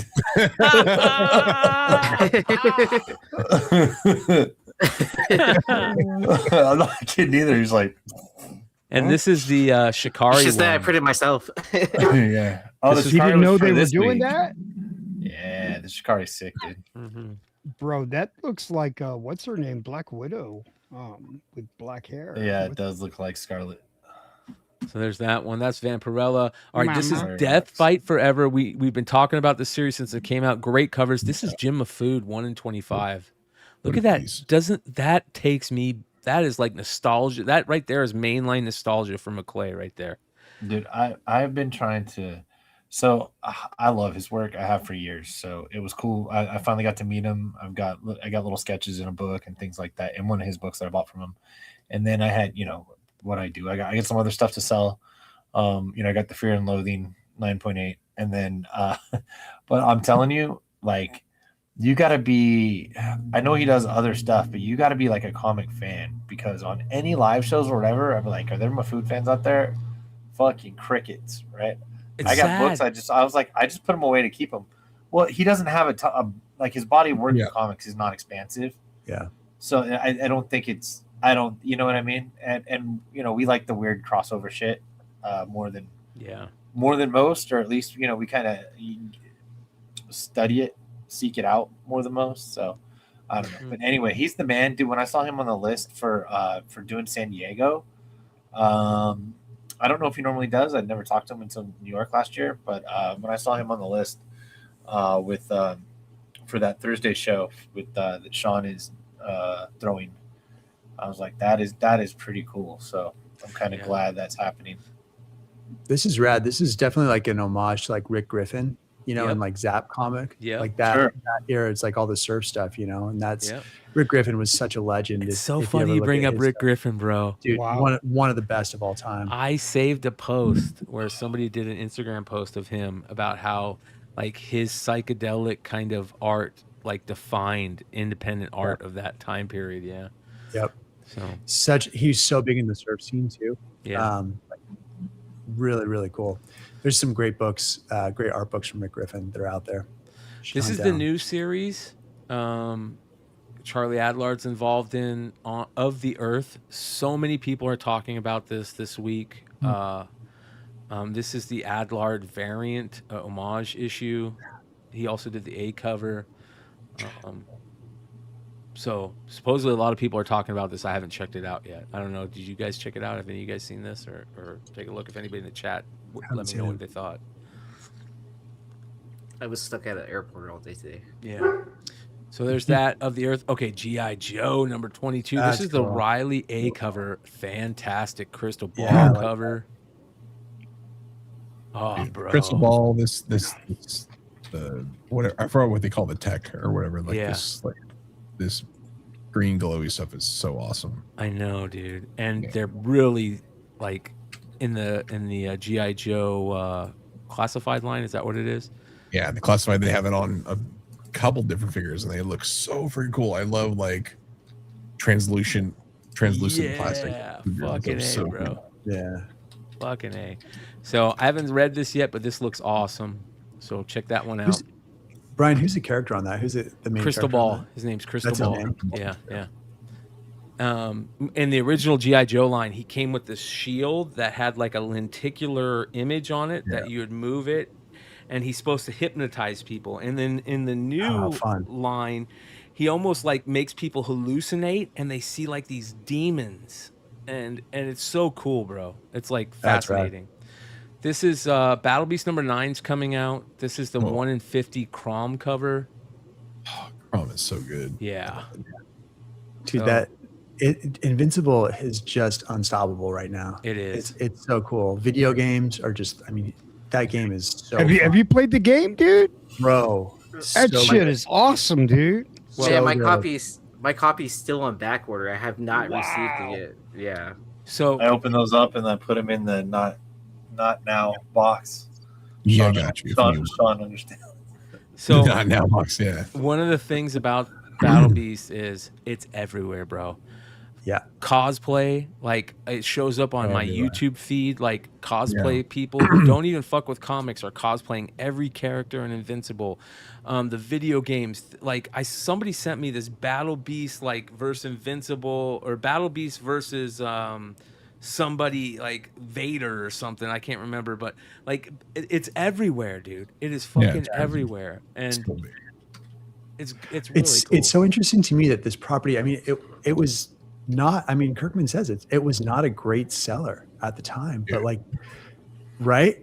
Like I went back into my emails, and I lost a lot of emails from an external hard drive. So like my archives from like 2011 through 2016 are gone. I mean, I think that I still have the drive and they're probably on there, but like they're gone. But I found a couple old print run numbers, and I was like, holy S. Like the numbers for the end of the run, like it's like they were selling 13,000 copies. Crazy. It's crazy. Like it just means he was ahead of his time. He was. But like, what are we missing? Like that, there's something right now. I mean, is it Radiant Black? Like something right now is missing. You know what I mean? I think you're right about that, Mike. There's something that we're missing. That we're probably missing. But I think even at the time when this was coming out, when Invincible was coming out, I felt like people who were in the know, kind of like Leg said, you know, you got to be in the know to know Jimma Food. Like these days, people in the know at the time were like, I remember like Invincible. I liked Invincible better than Walking Dead at the time. Yep. You know. I remember when 100 came out, issue 100 of Invincible. Yeah. And it might have been Sean with Unpressable Defects saying you need to buy this book and put it away or something like that. Might have been him or Trey. But it was like might have been the other channel, dude. John Z was the big. Oh, was it John Z? He'd be on with us at times, but he was also on Flipside. Flipside had a little bit of a lull, like before Brian came in. It wasn't like as consistent. You know what I mean? It was every other week and things like that. But like, it was probably John Z. Might have been a G Plus stuff, or but I remember seeing like buy issue 100, like that was, and then I started. Okay, well, I guess Invincible's the thing. Let me. And I remember picking up and looking at inside the book and looking at the art, and I was like, okay. And man, anytime I would see, and it was rare, back issues, I would pick them up, just like, and I'm still going through old boxes and stuff from my fucking storage and stuff, and I found a little stack of Invincibles. Nothing, no number ones, but stuff, you know. Well, low print run, everything, like every Invincible like is worth picking. Like if you're in a like back issues, pick up any Invincible you see, pick it up because it's probably worth something, you know. Yeah, I mean there are copies that are still like in the $20 range or whatever, but and it's awesome. But like, you know, for the most part, they're just good. Brian, can you go back to the Battle Beasts for issue number 9 real quick? Can you pull up the Otley? There's an Otley cover that's not being pulled up here. It's the Conquest cover with just like Conquest head. This one? Oh, right. Conquest head. Hold on. Yeah. Dude, it is the sickest cover. And then Oddly showed the original art on his IG today or this week. Yeah.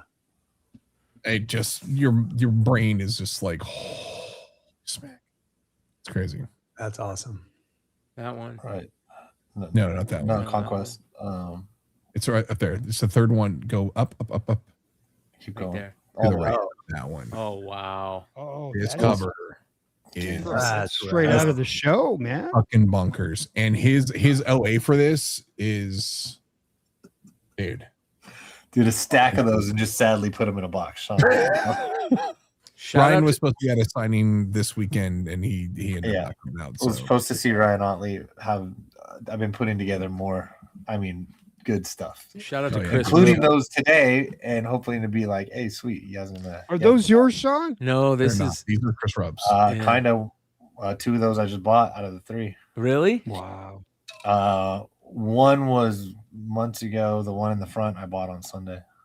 So this is Chris Roop's recent pickup from Motor City Comic Con, and I just told this to Clutch the other night. I go, I'm gonna reach out to Roop again to get him to come on the industry show, because we've been talking about how we want to talk to retailers out there who are buying these collections constantly, and I don't think there's very many people out there in the industry right now who are buying as many collections as Chris Roop.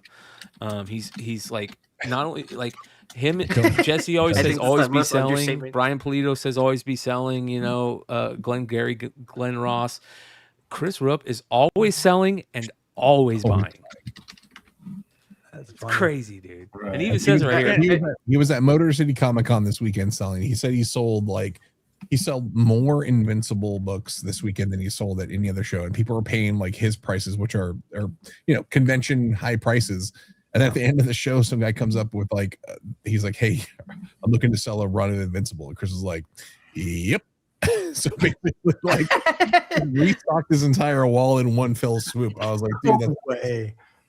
It's so It's great, crazy. bro. Yeah, dude, and that's the one thing you can't pass. Like Sean saw me get like a small stack, like 12, 13 keys on. oh yeah, dude." on Sunday Sunday. picture, and I was like, "How the hell?" Like, and it's a no brainer. You see these things on a wall, you buy them. Like that's They just happened to be together, and I was like, holy shit! And the weird thing, so we're at Revolution.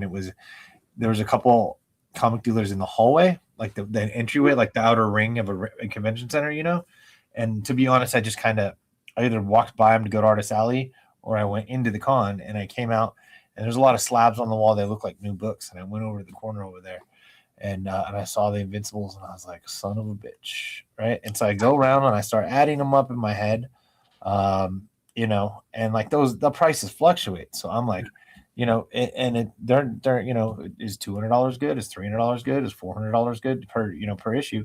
Yeah. I go in and I just start. So, what do? Go straight to cover price, see what they've been selling for. Standing on my phone, looking at these books, and they're on the edge, and I'm around the corner. He's like, if you feel safe, I'll let you come in here. I was like, I can see from here, man. We're good. And I mean, I'm talking I'm 3 feet away also. It's like, I'm on the corner. I'm like, all right. Then I'm like, you came in, this must be serious. And I was like, and I sort of added up in my head. And the thing is, I missed a book, and I missed one of the biggest, the most expensive book. So I shot the low ball offer I shot was even, I missed like a $400 bookie. Hey, bro, have you seen this? And came back. Yeah, we've seen. You see this, Ye? Yeah, like you get a card. Yeah, a card. Yeah. In the on the fucking label, dude. Yeah, somebody sold one for like a ton of money. Here, I got one. This is the. That's the this hit. Is a pretty good player. Yeah. Right. That's rad. Yeah. So I have another one. I don't remember who it is, but yeah. So let me see this, dude. It's a fucking post-it. It's crazy, right? There's 2 different colors. Yeah. Hey, dude, I got a put whole them right in there, stack dude. of them, dude. Here you go. I got more invented the colors. Post-its, dude. These are card sleeves. Check them out. You put your cards in With them. the I got Invincible some stuff, card sleeves too, Sean. with the Invincible dude. stuff though, like Mike, you even picked up something. Didn't you recently pick up some Invincible books or something? I ended up picking up a first Space Racer. Uh-huh. I was going after, there was a 9.9 copy. I think it was like maybe Landry Pop or something had it. And I was like, oh, this is gonna fly under the radar. I'm gonna scoop this up. There's, and it was like well over $1,000. It just blew the doors off. So I was like, well, shoot. Like I looked at the census. I'm like, I'm gonna go grab a 9.8, and I did for like $100 on eBay. It was great. Nice. So yeah, so there's still deals to be had out there. You just got to keep an eye on. Invincible art, like I was looking at a couple pieces, but like they've been selling recently because it feels like Ryan has been letting a couple go, right? Or Ryan's not selling. He's keeping everything, but there's stuff. I've talked to Ryan with this past month, and he's like, I'm not selling. He's sold a couple covers, high end newer stuff, but none of the older stuff. That's the only stuff I've seen is the newer stuff. Yeah. The one thing though for art collecting, and this is really good for like people who are thinking about getting into art and thinking about Invincible, is you have to be careful because heated pencils, like, so some of the stuff is inked on the boards. Some stuff is penciled, then scanned, and then inked by somebody else. Yeah. So there's actually two sets of them. Flashburn, who's been Cliff did a huge chunk of his stuff, and so Ryan there was pencils, and then the separate blue line inks. Yep. It's crazy to see because you're just like, oh shoot, I've seen a cover pop up, and he's like, oh, that's great. And I'm like, oh, or not cover, but like interiors. He inked all of his own covers, but yeah. You're like, oh, this is just I want to have both. Yeah, I've got quite a few where I've got both, and it's just like it's important to know what you're getting. So keep your eye. 100%. Have you picked up anything recently, Clutch, or in that realm? Maybe. Oh, hey, hold on, I'll be right back. Let's see. I picked up a piece today, actually, Brian. I don't know how I can send this. You can send it to me in the Google chat if you want. You can drop it in the Google chat. Oh, okay. Are we all sharing?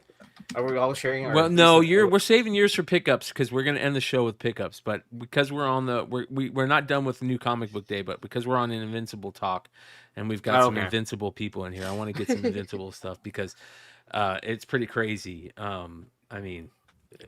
Well, I did want to mention that on Invincible, right? So you know how Rups has his wall, right?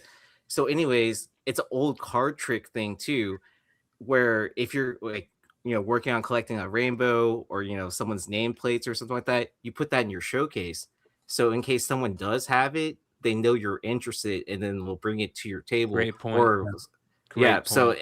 So I mean, it makes sense why he was able to re-up his wall so easily, because I'm assuming that whoever sold him that full set saw that he had a full wall at the beginning of the show. Yep, it's pretty common. Yeah. You want to see a couple things? These are a couple recent pickups. Hold on, just fixing my camera. So this is a pencil page of Mark and William. It's a really cool one. Wow. From issue 53. Wow. Okay, so that's right. That issue sitting here. 76 pencils, which is, I love it. The fact like this is post battle where they're both completely effed up. Yeah. And then this is the Star Trek guys find them, which I thought was hilarious. So good. So classic. This is, and the next three are really cool. These are Corey Walker pages, which you don't see very rare. Often. So issue 93, this is when they're on the Flaxen world with Robot and Monster Girl. Issue 86, we got a little Oliver. And, that's beautiful. Alan. Yeah. I love the Alan stuff. Yeah. I'm my gosh. Invincible Returns, Walker, page 10. Invincible Eve, like this to me is one of those ones that, like, you throw it into the casket when I die. It's like so cool. Yeah.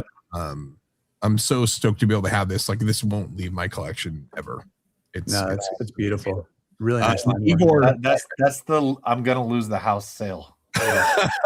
Dude, seriously, like if it needed to happen, this happened. There's a couple other. I have another Invincible piece that I've had a pretty amazing offer made on, and I'm just like, I can't take it.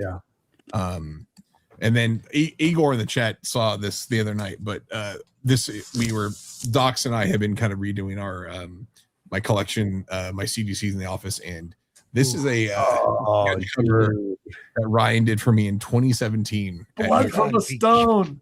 fucking kidding me, dude. That's fucking incredible, dude.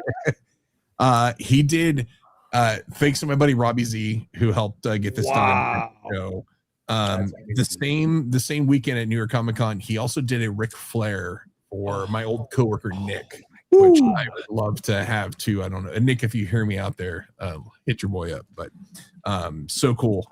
He was like, "What do you want it done?" I was like, "Do you Stone Cold?" And he's like, "I don't know who that is." And so Robbie is another wrestling fan. He's like, "Here's the image, blah blah blah." And it's like he came back with this, and I was like, "Holy S, crazy!" Dude, awesome. I bet when they were grading that, they didn't even grade it, dude. They just were amazed at the art. Yeah. And they go, "Hey, you got the grade on that?" "Yeah, it's a 9.8. Whatever, 9.8. Give it I to him. don't remember. I was Give it just to him. badass.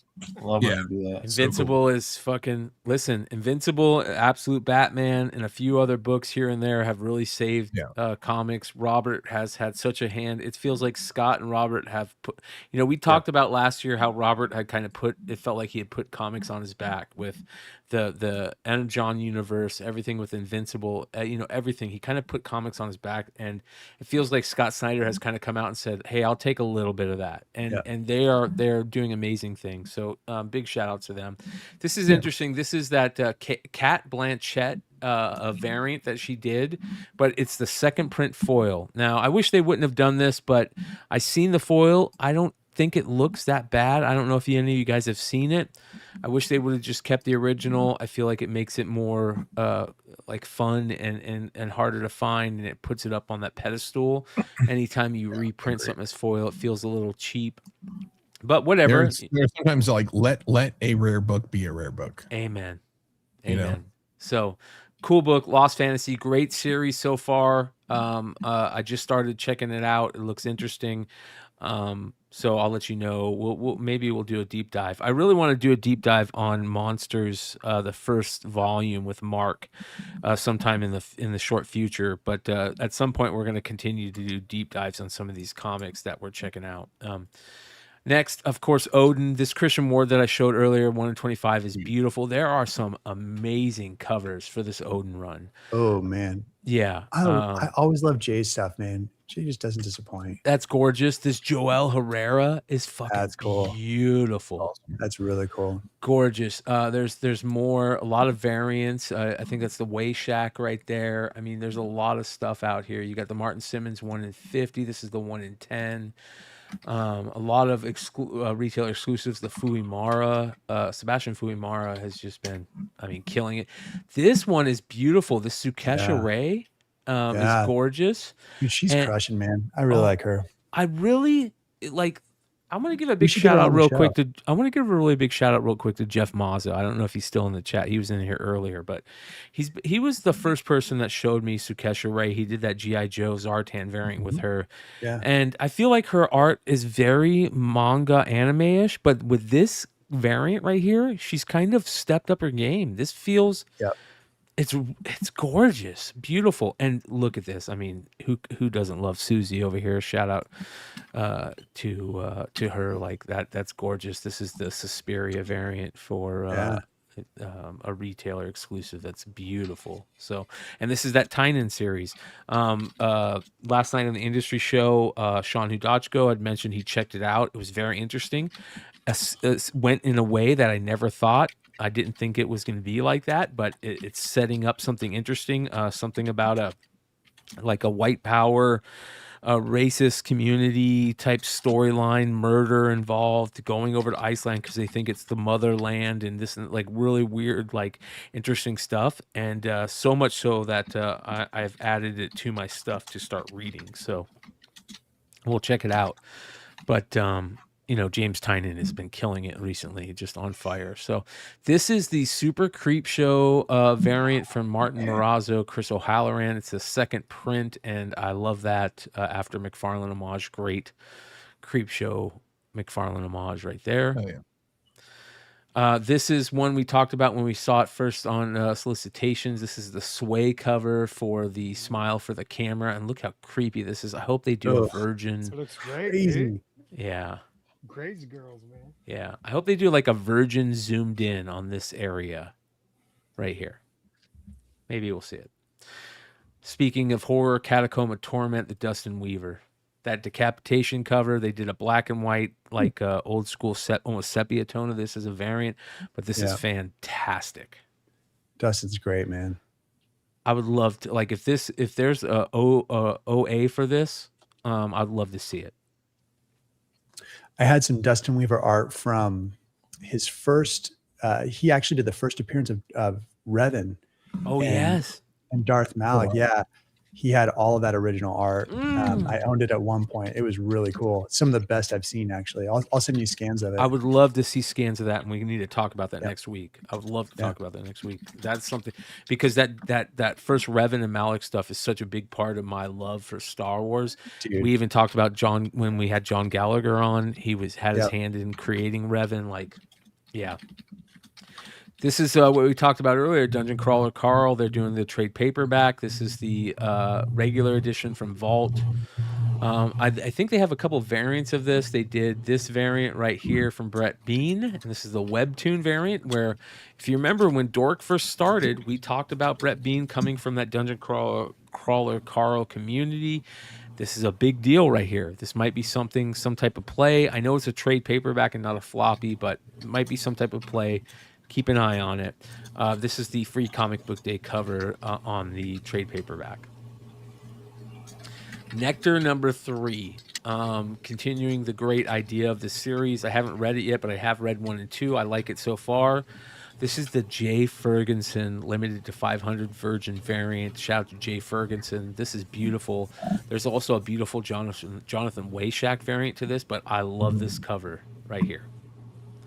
Limited to 500 too. Beautiful, great collectible issue.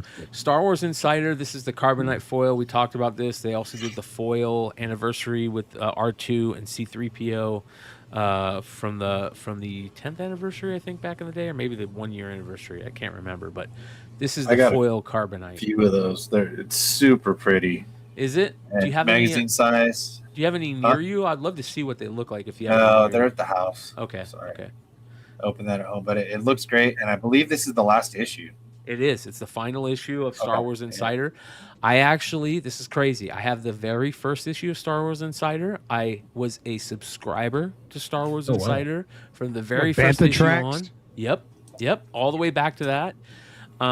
You know me. Star Wars nerddom is where, and G.I. Joe and Garbage Pail Kids is where I started. I was very big on the Power of the Force 2 collecting, which was around the time when Star Wars Insider started, and that original, those early Darth Maul images came from Star Wars Insider. Oh yeah, yeah, I love those things. So this is super cool. I think this could have some type of play moving forward. Babylon Cove. I mean, since you're the first one, you have to get the last one. I know, right? Great point. Yeah. Babylon Cove #1, the Eric Powell cover. I talked about this when it was solicited. Gorgeous cover. Fantastic. So that's from Mad Cave. And then this is that Critter issue. Hood, you remember this when we talked about this on solicitation? Little J. Scott Campbell-ish. I like this. This is from an artist, Narcelio Souza. And I don't know if we've checked out this artist. We might have checked it out when we saw this on solicitation, but let's take a quick look. Maybe not. Follow. I mean, look. Mama! Yeah. Look at that. I mean, this is how it happens. A few people that, like, there's also Jason Turner. Yeah. I met him at a con here in Corpus, and I bought some original art from him where the rendering is uncanny. Like it looks like a Campbell swipe. That's cool. I feel like this guy's art or this girl's art, I don't know, guy or girl, it sounds like a guy, but look, he did a Niobe Outbreak cover. Shout out to Larry over at Niobe Comics for this one. But like, it feels he's got his own style, but very Campbell-esque. Like he grew up a Campbell fan, and but you can see a little bit of his own style. I love that cover right there. Right. I bought into the Garvey Girls Kickstarter. I think it was Garvey Girls, and they had a Baroness cover, Baroness homage, or you know what I mean, cosplay, whatever you want to call it, with the snake wrapped around her. It's freaking amazing. So that was the first time I heard of him. All right, I tell me gotta if I'm check crazy that about out. this comparison. Dan Parent meets J. Scott Campbell, and Little bit. mash that together. A little bit. Like it almost feels like I can see a Campbell signature on the side. Yeah. You know, Yeah. like And this it big would shout out make to, me make a second look. You know. big shout out to Tom Hutchinson, Big Dog Inc. Creator his series getting published now by Antarctic Press. Shout out to Ben Dunn. So that's pretty cool. And that is new comic book day for the most part. You know, I'm sure there's going to be a couple books that pop out here and there. I don't want to go through all of them every week now. I think this is, you know, a really good way of doing it. But, you know, there's a couple of interesting things there, you know, here and there. But I do want to talk about one thing. And we usually talk about FOC on Saturday nights. But there is an FOC this week that is very important. Yeah. And I can't remember if Hood brought this up first. I can't remember, but Terminal is a new series and from Robert Kirkman. No, it wasn't this. It was the other one, Red Roots, that I Okay. talked about. Oh, Okay. Red Roots, yeah. Blue Reds, yeah. Which I've heard a couple of people talking about recently. I've seen a couple of posts about this, but this is the new series from Robert Kirkman, which is very interesting. And I saw this in the new the issue 2 of Comics Weekly. Shout out to Adam Freeman, who sent me a couple of the Comics Weekly issues 1 and 2, and I just recently read them. And they talked about this. They had a really good article in there about Terminal, where they talked to Joe Casey, they talked to Andy Kubert, they talked to a couple of the creators on this, and there's like a ton of creators working on this. And this is a very interesting situation. Hood, you probably might know a little bit more about this. What are your thoughts on this new series? Well, here's what I'll tell you. Robert Kirkman has created probably 2 of the most viral juggernauts that we've seen in the last 15 years. And that type of shit doesn't happen by accident. So anytime he puts his name on a book, I'm going to fucking pick it up. Yeah. Yeah. That's you where were I'm were at. the person. I remember you called me and you said, "Hey, check out this Red Root series." Kirkman's talking about how it's one of his favorite books, and you know, it was interesting to see that. And again, we talked about Kirkman kind of putting comics on his back, and Clutch. You know, I'm kind of joking here a little bit, but you know, what do you think about this series? It's interesting. So this past week was you know, so they do the Skybound retailer calls, and so last week they had a call with Robert, with Joe Casey, the co-writer on the series, Kubert, Dave Finch, and Art Adams. They were all on this call, and it was awesome. So fun to talk to listen to you guys talk about the book, what they're trying to, what the goal is, you know, and this. Robert's been working on this book for a very long time. You know, it's another one of those ones like Robert does things like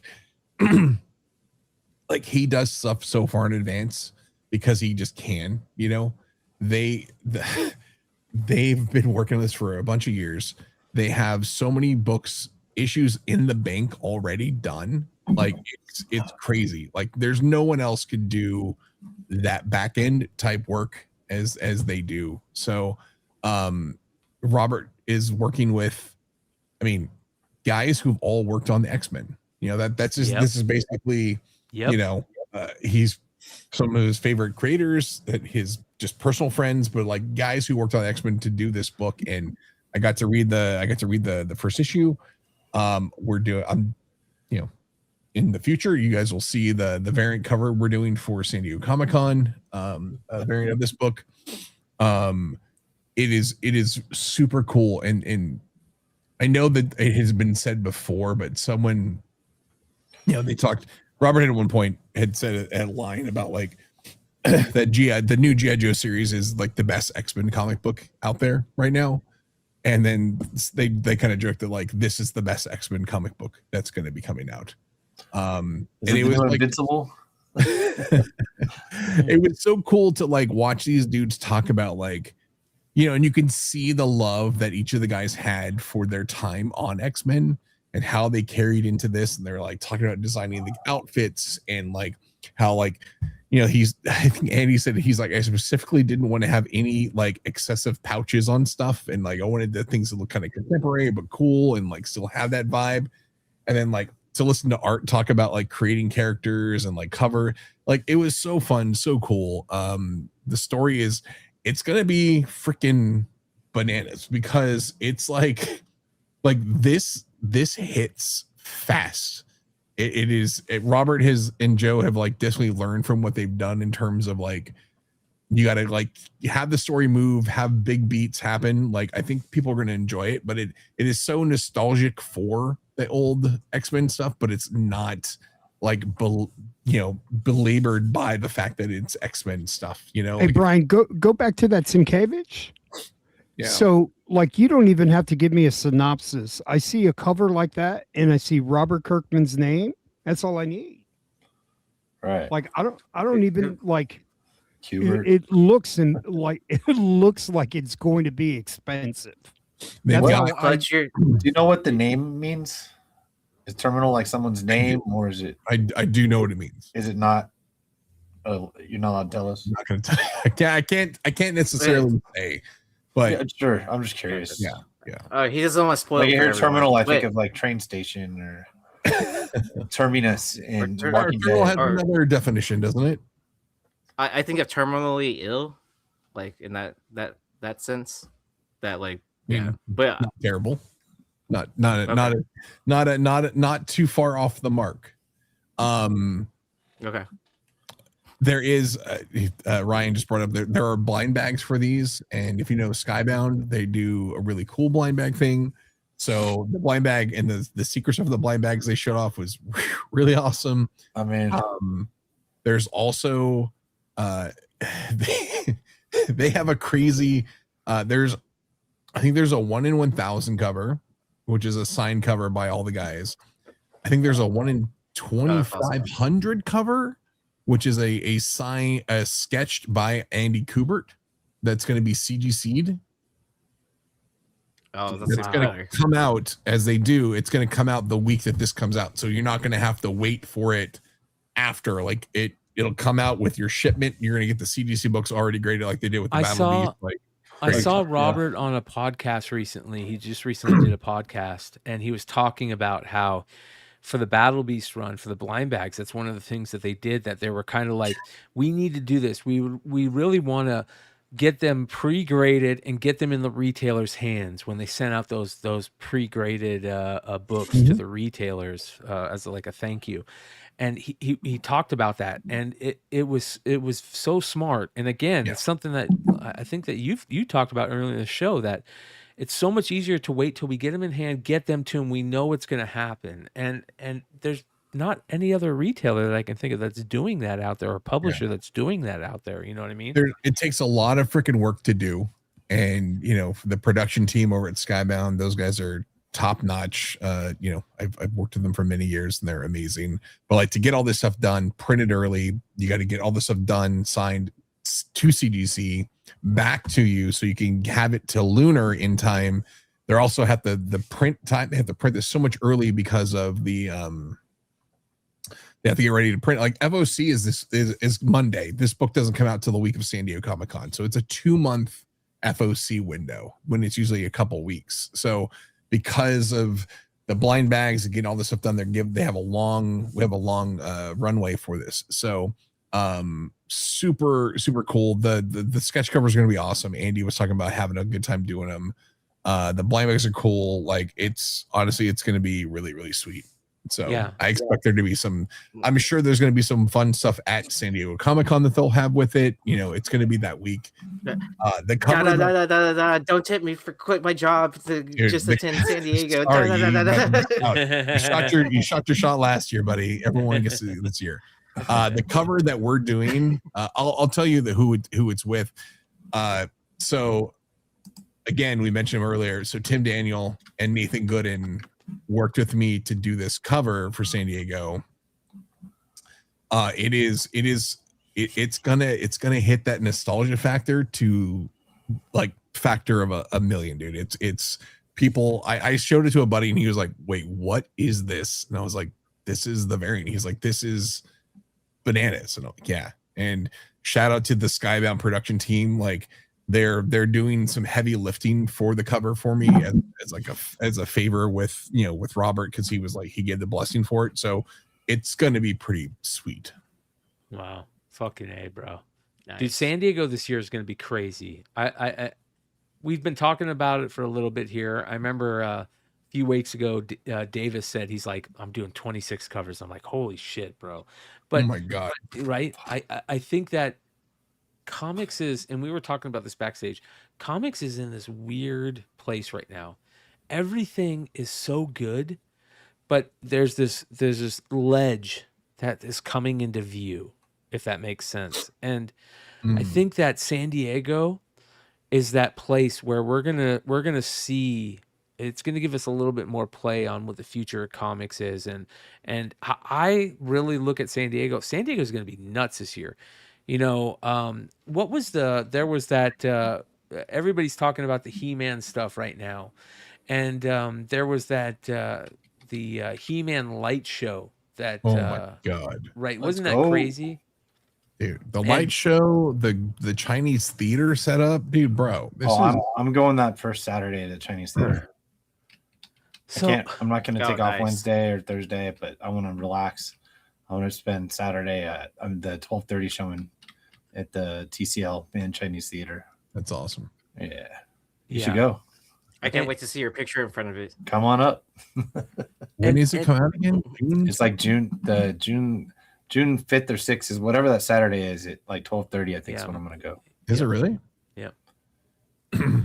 So, but I saw that light show, and the first thing I thought about was San Diego, and I'm like, San Diego, the last couple of years they has did been Galactus last year, right, crazy, Right? bro. Yeah. I And think it was 2 years ago, but badass. Yeah. Was that last year or 2 years ago? 2 years So- ago because we were they on the did one roof, last year though too. I can't remember. I think they did one Yeah, for that Doom was- last year. Yeah. And I thought it was just like a giant rumor that never happened, right? Or did it actually happen? it happened. I just think we just didn't see it. I can't remember. But Wait, it was over Petco Park, right? Yeah. I think so. But it was really cool.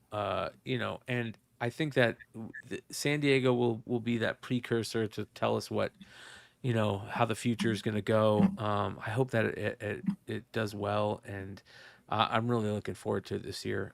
Same with New York. The final thing, the couple things I want to talk about before we get into pickups tonight. Speaking of James Tynion, I saw this, and also speaking of Revenge of the comic store, they put out a recent some social media where they were talking to Aman Vellani, who plays Kamala Khan, and this was I haven't seen this whole thing, but I saw this little post about it, and it makes me, I'm gonna go search out the whole thing. But I didn't know this, that she is writing a Tiny Onion book. Did you guys know this? Yeah, I saw it all over today. That's the first I heard of it. Check this out. You have a new book coming out that has not yet been announced. It's with Marvel book at one point in time, right? You might be right. Something like that. Yeah, you might be right about that. All right, here we go. Yeah. You have a new book coming out that has not yet been announced. It's with Image and Tiny Onion. and Tiny Onion, which, like, when you said that the other day, I was like, oh, this girl knows her stuff as she's saying Tiny Onion. I was so nervous to pitch them the idea. I'm such a big fan of Something's Killing the Children. Yeah. They have been in the business for so long, and they like read comics for a living, but also for fun. And so like those are the people you want to work with, where they know the source material in and out, and they know their own taste well enough to like kind of guide you without like taking over. You have a new book coming out that has not. Hearing that, I was like, whoa, all right, maybe she's into comics. Maybe she knows what she's talking about a little bit here, right? It sounded like she's in the know. Right. I mean, because I think that's because a lot of the interviews with because she did a lot of character research into doing Kamala Khan and all that. But what else was it? It was whenever there was rumors about Planet Bitch that was going to be option and everything, like she was really big into that series too as Oh, wow. well. Haven't heard And so that she series in went, a long time. yeah. It says, set in 1979, the series follows Leela, a 19-year-old Pakistani-Canadian young woman with a love of film and pulp novels who travels to California to reconnect with her estranged uncle, a semi-retired private eye once celebrated for having married the starlet he was originally hired to find. When that same wife vanishes, uncle and niece find themselves on an unplanned road trip investigation, one that pushes Leela's first taste of adulthood into a reckoning with family secrets and myths of both have built around their lives. So there you go. A little semi autobiographical, maybe. Who knows? But again, there's James Tynan just continuing to fucking on fire in the most major way possible. So I mean, but that's also smart for him to sign such a young writer too, as her career continues to develop. Yeah. Amen. All right. Pickups. You guys got any pickups? Yeah. Yeah. All right. Who wants to start? Anyone? I have a box to open too. So. All right. Do you, All right. you I want got me a to box go real quick? too. Because yeah. I just have you go first. Yeah. Go. Oh, okay. Let me before you put me on the big screen. Let me share this image. link This real image. quick. Yeah. Is it? Yeah. Okay. Yeah. So if you don't know the story, this band called Warm Rot performs in like Singapore and all that. So this legendary goat used to show up to their shows every time they performed. So, and then like there's a big article written when like the goat died and everything. Well, I got to see this band a long time ago in Houston. They're fucking awesome. So if you're big into grindcore, like check it out. All right. But shout out to E-Man Tony. He showed me the person that put out this book called Metalhead Samurai. The vocalist of Warm Rot did the cover art for this. So I'm really stoked on it. I mean, I know there's a couple metalheads that listen to this, but check out the back cover too for this. This is a Kickstarter book. So this is the back, the front, and then I also the person that put out this book also sent me a reader copy too. So I'm excited to check out to see what it's like. I don't think on air I showed my pickups from Georgia because I know I've been traveling quite a bit. So I'll go ahead and go over these real quick. I did find a shop in Gainesville that was a video game store. I think it's called Wizard Video Games. So if you're ever out there, sorry I picked through all the cool incentive books that they had for super cheap, like this Unbelievable Gwenpool #2. It's a 1 in 25. New Avengers 13. Everyone's probably like, who cares? Ronin, right? But how about that newsstand? Ooh, nice. All right. Another New Avengers #1. Low grade, but it's still Newsy, baby. Newsstand. And that was $2. So X-Files, IDW. This is a retailer incentive. Issue number 21.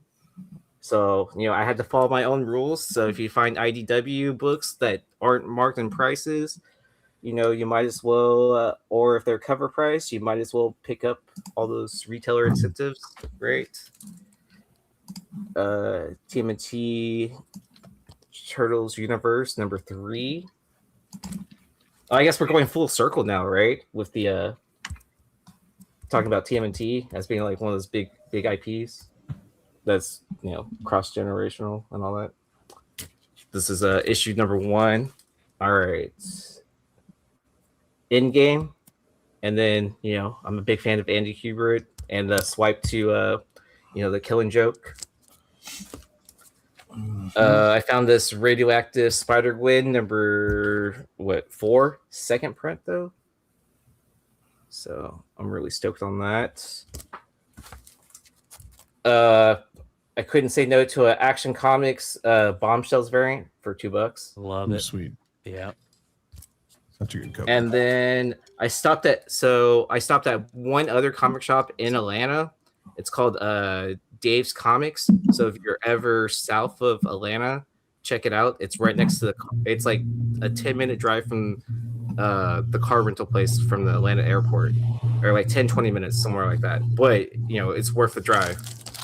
I picked up this Usagi Jumbo #1, 9.6, and it was less than sticker price. Yeah, less than the mark price. If you go, nice. Yeah, so from 1987, I looked at the GPA before, and I was kind of like, oh, dude, they're spot on.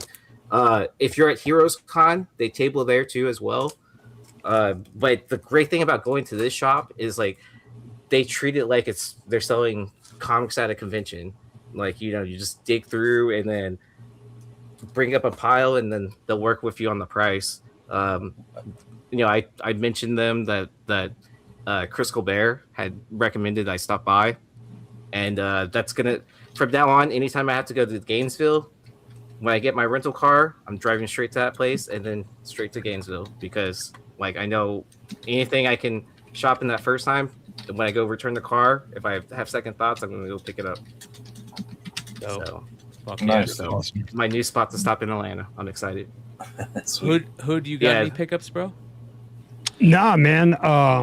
I was at work all week at an expo, and then I took off to Vegas, so I hadn't really bought any books, bro. You're too busy watching Wemby. You're too busy watching Wemby win game 1 all on his own. Oh man, that was great. Yeah, yeah. It's crazy. Both games went to overtime. They fucking lost tonight, though, man. Fucking bullshit. All right, so let's get to game 7. That's all it is. All right. So, I caught up on a lot of stuff. My wife's been she's been gone for the past couple weeks on a offsite project, and so I caught up on some Marvel stuff on Disney Plus. I watched Wonder Man. Oh yeah, loved great it. Show. Loved That's it. good. Yeah, and it forced me to buy this. Oh, sick. Oh yeah, dude. I bought the Mandarin hot toy. Oh dude. man, I didn't even know they made that, dude. I had wanted it from the first movie, dude. I was like, it's so cool. I love I just love him as the Mandarin. It's so You'll never good. see me. And so I bit the bullet. I was like, dude, I'm buying it. I have to So have it. did you check the shipping times and her rearrival to the house times? I mean, absolutely. Look at this Okay. thing, dude. The throne, bro. Dude, I'm so stoked. Him with the sunglasses, dude. I'm so excited. Dude, I have the Iron Man from the same Iron Man 3, and it's the mechanic. Where that's so cool. Where he has to put all his shit together from scratch. So, but I didn't know they made the fucking they Mandarin. made that. Yeah. Fuck, man, that's badass. Yeah, they did so cool.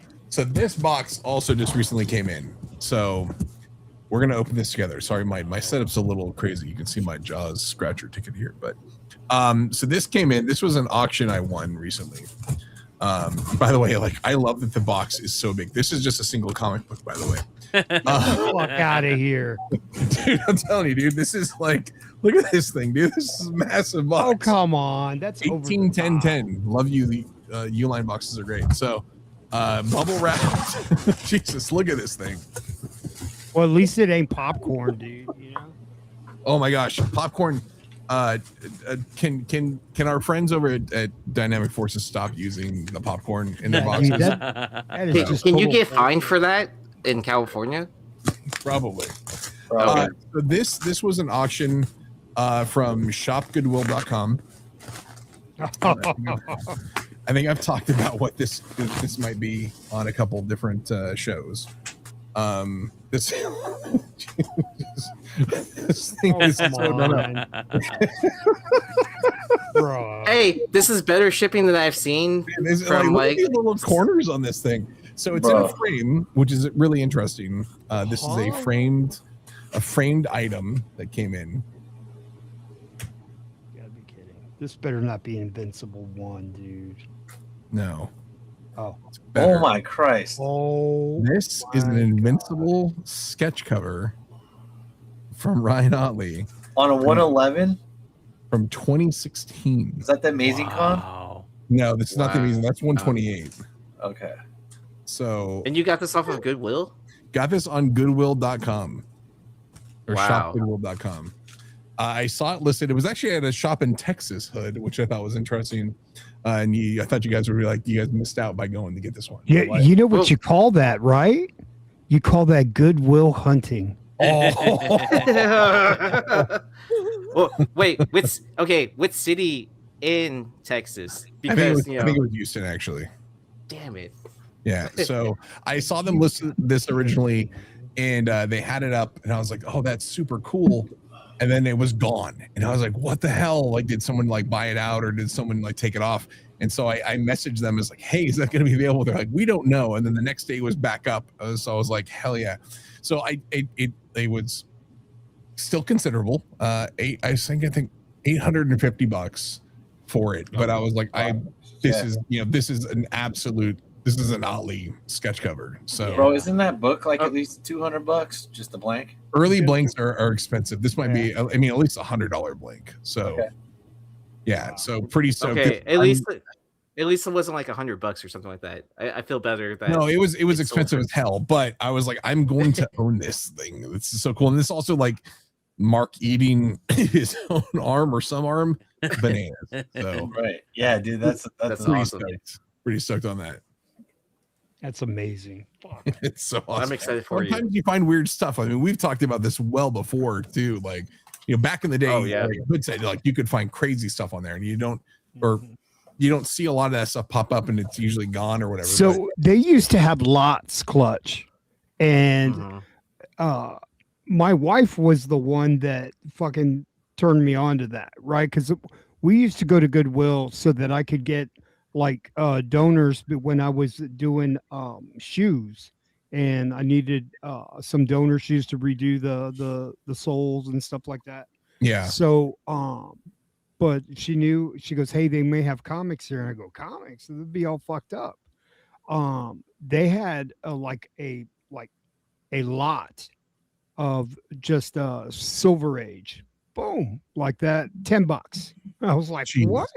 And then they told me, well, you can buy some more online. And before it became a thing, you could get bundles for $10 on Goodwill.com. So, but now, like, the secret is out, dude. Yeah, I find stuff from time to time. I actually have 2 boxes that I need. I want to do a YouTube video, but I have 2 boxes from Goodwill that are there were Invincible books in like and they shipped them in like the priority box. So it's like a field box.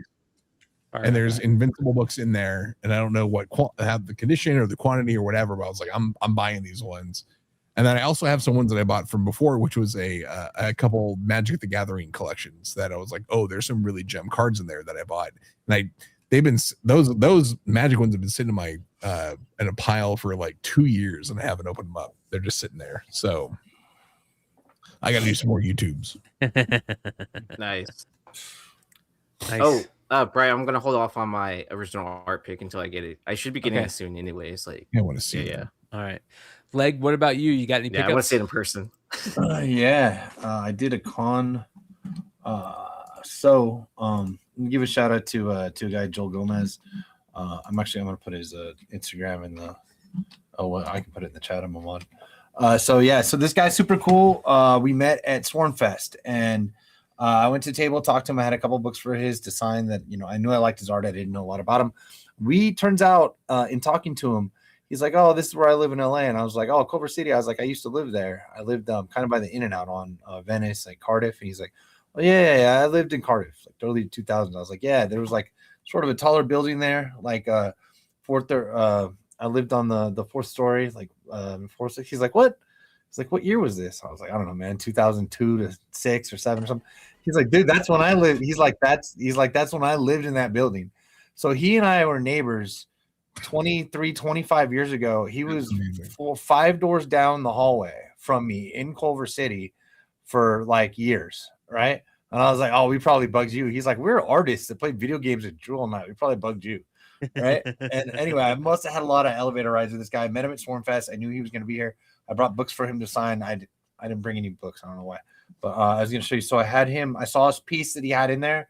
They look kind of like these. There's a Ghost Rider on there somewhere. So I had him commission this. He took this overnight from Saturday, and did this Ghost Rider. It's like a parchment. It's in a bag and board. And so honestly, I really love all the stuff that he does. So he took this home, did this for me as he was going to dinner that evening with one Mr. Joe Benitez. There you go. Yeah, I was like, dude, I want something like that Ghost Rider you had there. And so I grabbed this one there. So super cool guy. Yeah, he was having and actually Joe had forgot to sign 2 of the sketch covers. So he took the books for me for Joe to sign. They weren't going to CGC or anything. So he took the covers for Joe to sign. So, and then, dude, I was looking through his page. So he had some pages. So La Muerta chapter 8. Oh, wow. Right. I had to grab. It's awesome. So these are so cool. I'm going to try to show the top first. So this is La Muerta. So that's the guy that's going to be at the bottom. You see him on this sinking ship in this wasteland. And I'm already tracked down to buy these books. So I see it going in there. And it, it goes to show him over here. And then he's like, all right, I'm getting out of here. Puts that mask on. Katie was with me for this one. And she was like, I was like, I think this one that calls me, look at the bodies and stuff. She was like, that's the one. So anyway, yeah. I love this from him, the black and white. And the cool thing is he's like, I went to bed. He's like, I woke up and I hated the guy that I drew. So this is actually, it's like the 3D. I don't know the art term for it, but you can actually feel the ridge because this is glued on, I assume. Yeah. Adhered to the paper. Yeah. I don't know the term for that, but you could never. never. The guy. You wouldn't. Yeah, you can't. You wouldn't know unless you touch it. You have no idea. That's great. And he did. The prelim is on the back as well, which is kind of cool. Oh, that's really cool. Yeah, dude. So this guy, his art is so badass. I'm looking at his webpage right now. Dude, it's so good, right? It's so good, man. And I'd never met him before Stormfest, and because he does like La Muerta, Lady Gunfighter. I think he's done like some Witchblade and things like that too. So this is what he does. So he's really well known in the Coffin Comics crew right here. I love everything he does. You can tell, this is all his art. He's going to do this one overnight for me, that I got this page. The page was less than the commission. That's crazy. And like, no offense to the commission, but I mean, like, I think it's amazing. I got a little frame for that. And I just love this one. So Joel's freaking cool. So this con, I actually was able to get more art. I'll show you a couple autographs. I did. Timothy Zahn was there, so I did have these. So I did grab a Star Wars Tales, dated Timothy Zahn to get on some Thrawn. Oh yeah. I knew he was on this one. Drew was like, oh, he does whatever he can do, like whatever Thrawn. So this is like the one I had right there. So we've got that. But a legend. We got California legends. You don't see as many shows. So Norm Ratman, who has a bigger body of work than almost anybody like you can ever imagine. So grab sketch from as well with the little Batman going on right there. Love Norm Ratman, dude. Dude, such a nice guy too. He was one of Kyle's favorite people in the world, dude. Kyle would get a sketch from him every show, dude. Dude, and right, so this is his regular, like this way. He signed books for me too, but that's like his sig. But this is like for the sketch. And the other one, check this one out. A little action with Superman. Oh wow! Right? Oh, it's so good. That's awesome, dude. Dude, like the fist in the air, freaking stunning, right? Absolutely stunning. Again, another great guy who I'd never got to meet before, Danny Mickey. So he signed a ton of New 52 and a lot of Spawn for me. From the New 52. You guys know what I Batman do. It's on the things. Did a lot of work. So yeah, the New 52 Batman stuff. Oh yeah, he can Capullo forever. I think Spawn 59 was his first work. Talked to him about that, or his first Spawn work, first time making Capullo. And so we were at his table. He signed a bunch of stuff. I'm actually gonna have Scott Snyder sign a lot of those as well. That was one of the reasons. And so he had this commission somebody didn't pick up. Right. So nobody wanted this. And if you're like, if you're my age, no, so the dude never picked it up and he said he was so sad about it. And I was like, well, you shouldn't be sad anymore because I'm buying this from you. So you have a price tag that looks fair. So let me grab that. Awesome. Let me grab that from you. So he signed a ton of books, talked to him for a while. And another one that you'd already done. Oh, wow. So shout out to Danny Mickey. I really think that guy needs a little bit. That's amazing. A little bit more love going out there. Doesn't do a lot of cons, and he's known as a colorist. But I mean, let's And this is the tip of the iceberg. I should have linked Danny Mickey's in there too. I know everybody's heard of him and stuff like that, but you think of him as an inker, that you're not going to get the glory of the pencilers and stuff. So another guy that I didn't plan to be there but got books from, a good old Mark Teixeira, which I'm sad I didn't know was going to be there. He's one of the top dudes that I would have liked to have been there. So I got a knighted with the text on there with the knighted remark on there. Pretty damn good. And then you guys know I don't hate Ghost Rider, so I had Teixeira do a little Ghost Rider right here too. So shit, beautiful, bro. That's the whole badass, thing, right? With his name right under it. Pretty freaking awesome. And then the first day, I wanted to talk to him more because I want to talk to him about the new book, but Dust in the Wind was not at his table tons. When he was there, I got stuff signed. I commissioned the sketch, and then I went to pick it up. He was already had it packed up because he had to do a panel the next day. I couldn't even find him. So sadly, I think I talked to him about couldn't do that. So this is the unheralded absolute Batman #1 first print, but it's the Batman Day. But it is a first print. You see it on the thing. I'd already had it signed by Dragata and Snyder. And then I had Dust in the Wind, come on. Dust in the Wind, one of the best guys. Dude, this thing, dude, this blew my mind. That he did back in the day. Remember how good that was? No, the Gotham, dude, those covers are so intricate. There's like 20 characters on every one. Yeah. Yeah, I definitely had him sign some of those. And then so I'm looking at this and I get back to the table and I'm like, what am I gonna get out of this? He showed, dude, he handed me this. I was like, shut up, dude. Shut up. I was like, yeah. He's like, what character? I'm like, absolute Batman. Like he has absolute Batman covers. Yeah. Like two, but like that's fucking sick. Dude. And see it on there, right? I mean, come on, right? Dude, look at the blood splatter on the chest axe. Right? This is amazing. Had a signing. The stuff I was supposed to do with Chris Claremont didn't really work out, but I did get some books signed. So I did, and then just one that I'll show you. So then I did have a side deal with JRJR. So I got JRJR signed a bunch of books. This one I got this signed by both of them. Awesome. Claremont at the top. JR. Wow, and it's a direct. It's one of the very first direct issues. Whenever you have that cross on the bar down there, that's one of the very first direct issues. That's like an 88 to 90. To 2000 newsstand right there. Those are more rare. Right. Yeah. Way more rare because this is like 19. Those are the first direct issues. Yeah. 79. There we go. This thing I was one. That's sick, bro. I'm jealous of that. I was not even one probably because I was born in the end of 78. So so that is good. Then this other book you guys might have seen before. I had him sign it as well.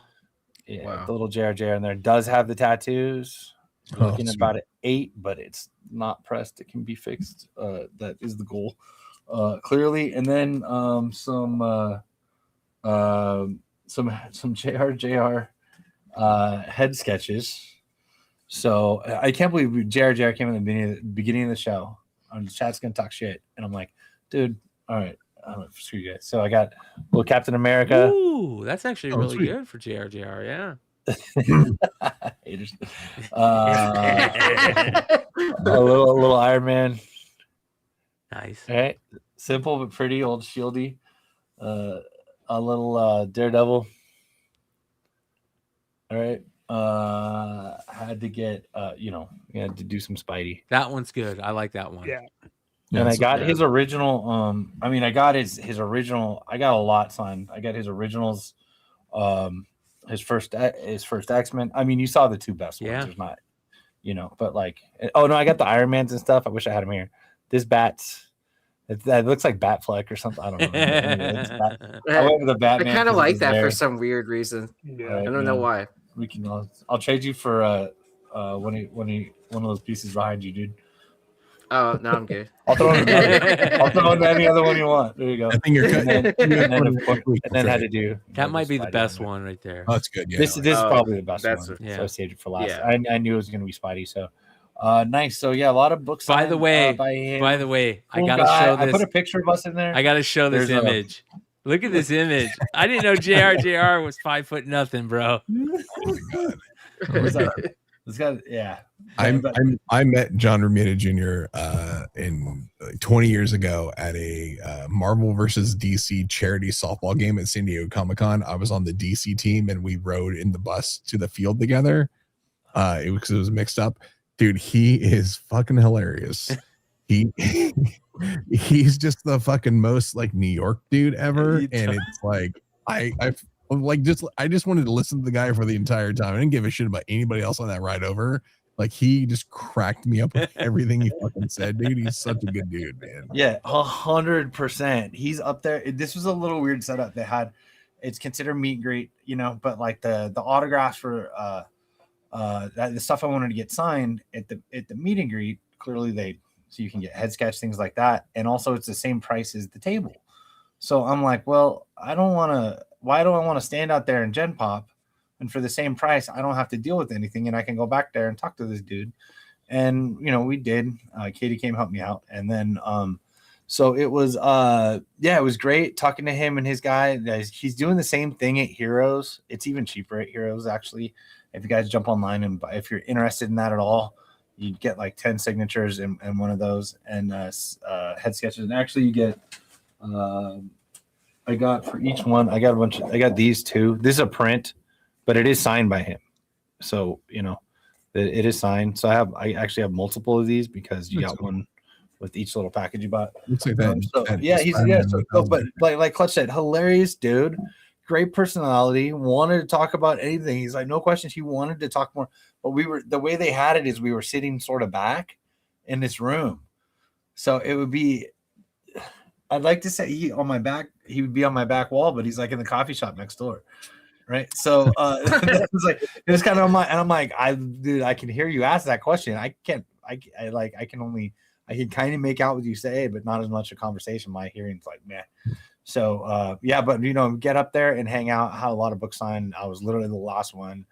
And yeah, like you said, funny guy, nice guy, welcoming, warming. You know, it is Sunday night, and his energy is just fine. He's I think we figured out he's something almost 20 years older than me, but I'm probably better shape than I am. Yeah. You know? Yeah. I couldn't pull off those. He looks like he works out. I couldn't pull off those jeans, dude. So you know. or short sleeve shirt or anything. You know what I mean? Nah, great dude, man. Before I go through a lot of different stuff. Great guy. Before I go through my pickups, I wanted to end the show on this, but I'm going to end the show on my pickups. But one of the things that I wanted to kind of like be a big thing about the show, but cannabis, so I blame it. But Absolute Green Arrow, you guys, we didn't talk about this. Oh, wow, and this is it hit today. Everybody's going crazy for this. There is more than 50 variants for this. This is the 1 in 25 Murakami. I like that issue. I love the Tulalote issue. The Albuquerque variant, regular cover is great. Albuquerque is the one for me. The Perel is really good. I love this Rochta Lynn right here. Absolutely beautiful. Yeah. Rochta doing a male. I like right? it. And she killed it on that. Yeah. Yeah, it's not like her typical color palette either. No, not at all. Yeah, I grew up on Mike Grell, and when he did the Longbow Hunters, yep, and then he did the 1987 series with, and it was like the first introduction to the new color paper that DC was using, almost like prestige paper. It was like newspapery, but the color on was so vibrant and new, and it was a new I forgot what you call it, Brian. We had talked about it before. Yeah, quality of paper. Yeah. Yeah. It was just different. And I like this Perel. This is the Perel hood that 20 I was issues, telling you it about. was great, and then it just Yeah. I really like this Tomaselli cover. They do a glow in the dark of that. This is Ryan Benjamin right here. That's good. Tomaselli. This is Talavera right here. And I like both of these. They're both decent. Of course, the first issue was more about Black Canary than anything. This is the Alan Quaw. And Dave Wilkins, shout out to Dave Wilkins. What a great cover. Great Bjorn Barron's cover for Fan Expo Philadelphia. Hey, dude, I got a cover too on this one. There's 56 of these, bro. Big Clutch has a cover. Big Leg. We all got Dexter covers. Soy, on that. John Jang, Albuquerque is really good for Golden Apple, but they're limited to 1,000. You guys, these print runs are huge. 3,000 on the John Jang. That's huge. Could you imagine? How Golden Apple would do 1,000? Oh, but you can do that. Is that just Batman that doubled to 2,000? No, yeah. Well, I don't know if they're upping these ones. There's also there's another tier with, you have to do like 1,000 or 2,000 copies of each version. There's also like a 5,000 tier, which allows you to do an extra cover. So you can do 3 different covers. So you do 3,000 of the trade and then 1,000. So, yeah, they have different levels. Third Eye got to do 7. Either they destroyed copies or something, but they got Sanford Green and they did a 750 and 750. Yeah, I mean, to me, like Sanford, that's not good, man. Like I would expect something more. Yeah. For Green, dude, and I know it's about her. Like, why was it about her? Well, it's an introduction to Absolute Black Canary, right? So, from what I heard, the story beginning is like really focused around her, I guess. Yeah, it is. Yeah, this issue felt like more like Absolute Black Canary than Absolute Green Arrow. Yeah, I should have went harder. I think I only got 20. I got a mixture of the 25. I didn't buy any store variants. They're already showing the Ivan Tao second print, logo foil. You get another Bjorn Barons, another Albuquerque. I mean, there's just tons of them, you guys. The Tuileries foil, another Perel, another Albuquerque, another Albuquerque. I mean, look at this one. Albuquerque with the dollar bill, a Rossmo. That might be the best one. Yeah. Just wait until you see my, Akira homage, like 10th print. Hopefully, I'm this will surprised wrap they around. didn't do any homages from the Longbow Hunter books. Yeah. Those were great This covers, is for man. 2 right here. So I mean, there's more coming, but anyways, this series is going to be they're really pushing it. The first issue, So everybody I've been hearing talking about So. We'll see how it plays out. There is people in Shot to Official Music Pub who said that there's more. This has a higher print run than Absolute Batman #1, which is crazy. Wow. Yeah. I mean, yeah. Yeah. All right, my pickups. So I got a couple things here. All right, I want to shout out to Triton Comics. Check this out, dude. He hit me up about this and he goes, "Have you ever seen this?" I'm like, "No. What the hell is that?" Right? And it's got this. It's this blue box. It's got a seal on it, and it says McDope Dealing Game, the official dealer, and it's like a presidential seal. And he sent me this. He goes, "Have you ever seen this?" And I go, "No, I've never seen it." He goes, "I got to send this to you." Here's the inside. Have you seen it yet? No, bro. This is the first time I've opened it. Roll 2d20 to light a blunt. You got a stack, dude. Dude, look at this. This is the money for the game. It's got a little holder for it. It's got all the cards. So let's look at these. 1,000 pounds of opium. How about this one? 10 LM, 10 pounds of cocaine. Oh yeah. Hold on, let's see what else. Do not pass go. Go directly to jail. 100 pounds of hashish. Yeah, dude, let's go. Isn't this crazy? I'll see your hashish and raise you. All I'm hearing is I'm excited to go to Brian's house next time I go to San Diego or to whatever convention, and then I feel like we're gonna play this board game. 500 pounds of marijuana. That's a lot of marijuana. Scarface the game. Scarface the game, bro. So those are the cards. Hold on. Oh, Vida, that's okay.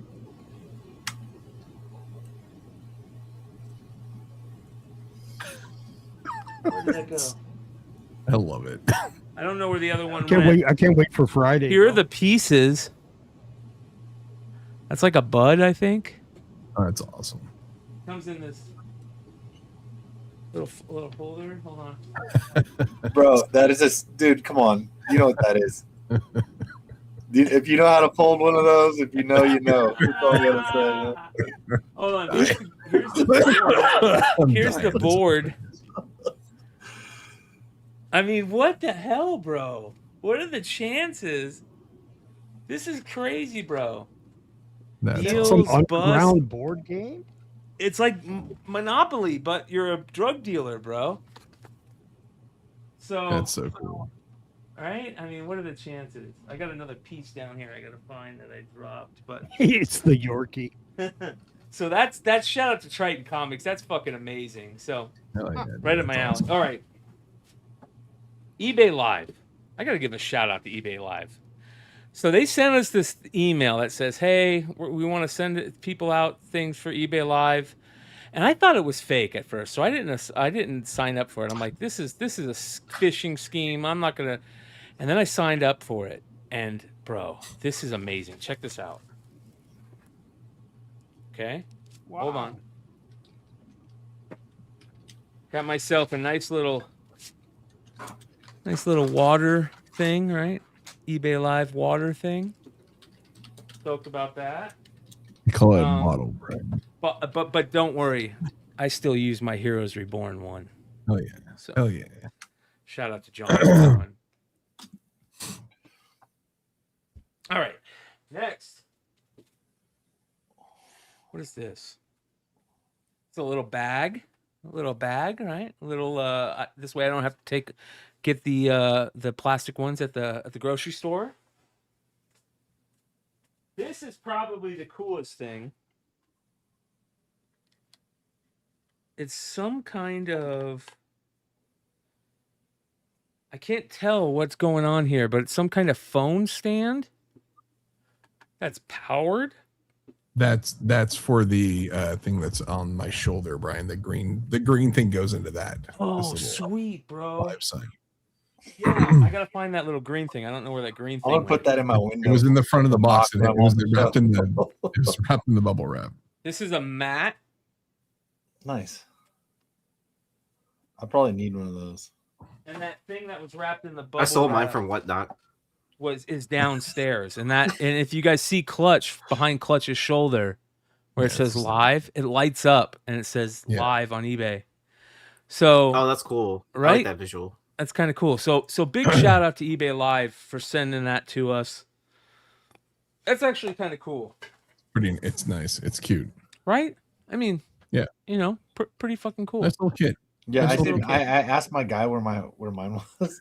He was like, Yeah. "Did you respond to the email?" I was like, "What are you talking about?" Yeah. I was like, "My friends just said they got them," and then I look on there. It was like May 5th, dude. I was busy that day, so I just went in and anyway, I filled out my form today. Yeah. So before we end the night show, I just want to give a big shout out to this guy right here, who nobody fucking cares about. That the only shows that gets him any traction are about me, and I can't wait for Friday's show, my friend. So we're gonna give you a little love as we end tonight. To say the least. And where does that love come from? Say something, Mr. McClay? Where does that love come from, Hood? Can you please? I behaved the whole fucking show, bro. You are. Before we end the show, tell ladies you. and gentlemen, this is from Red Hood to that person in the chat. Okay, let me tell you something. Don't fuck with me, bro. Because I will eviscerate you, dude. Like, I will fuck you up, and you can ask these guys on the channel. Like, I'm locked and loaded with, bro. It's gonna be ugly. But I do want to say to you before we end the show, Bro. I want to say thank you to everybody that has been supporting the channel lately. This month has been our biggest month on the channel. We have this month, over the last 28 days, 750 subscribers. That's 570 more than the record on this channel. 33,600 views. That's 6,000 more than the normal of this channel. 15,000 watch time in hours. That's 2,500 more than usual. And the respect from the industry, including retailers, publishers, collectors, community members, has been more than ever in the last couple weeks. And I can't thank you guys enough. It's been kind of crazy. And I love you guys. And I can't respect you guys, say thank you enough. But still only 61 likes. What the fuck, guys? Hit that like button, you guys. I appreciate you guys. More members only content coming soon. And I finally, and Razor is so worried about when I get my next dog. Razor, I finally chose. I think I'm going to get a Vizsla, you guys. No, So just get his mom. be on the It's a lookout. pretty dog. We'll see you guys soon. We love you. Hit that like button. Don't forget to subscribe.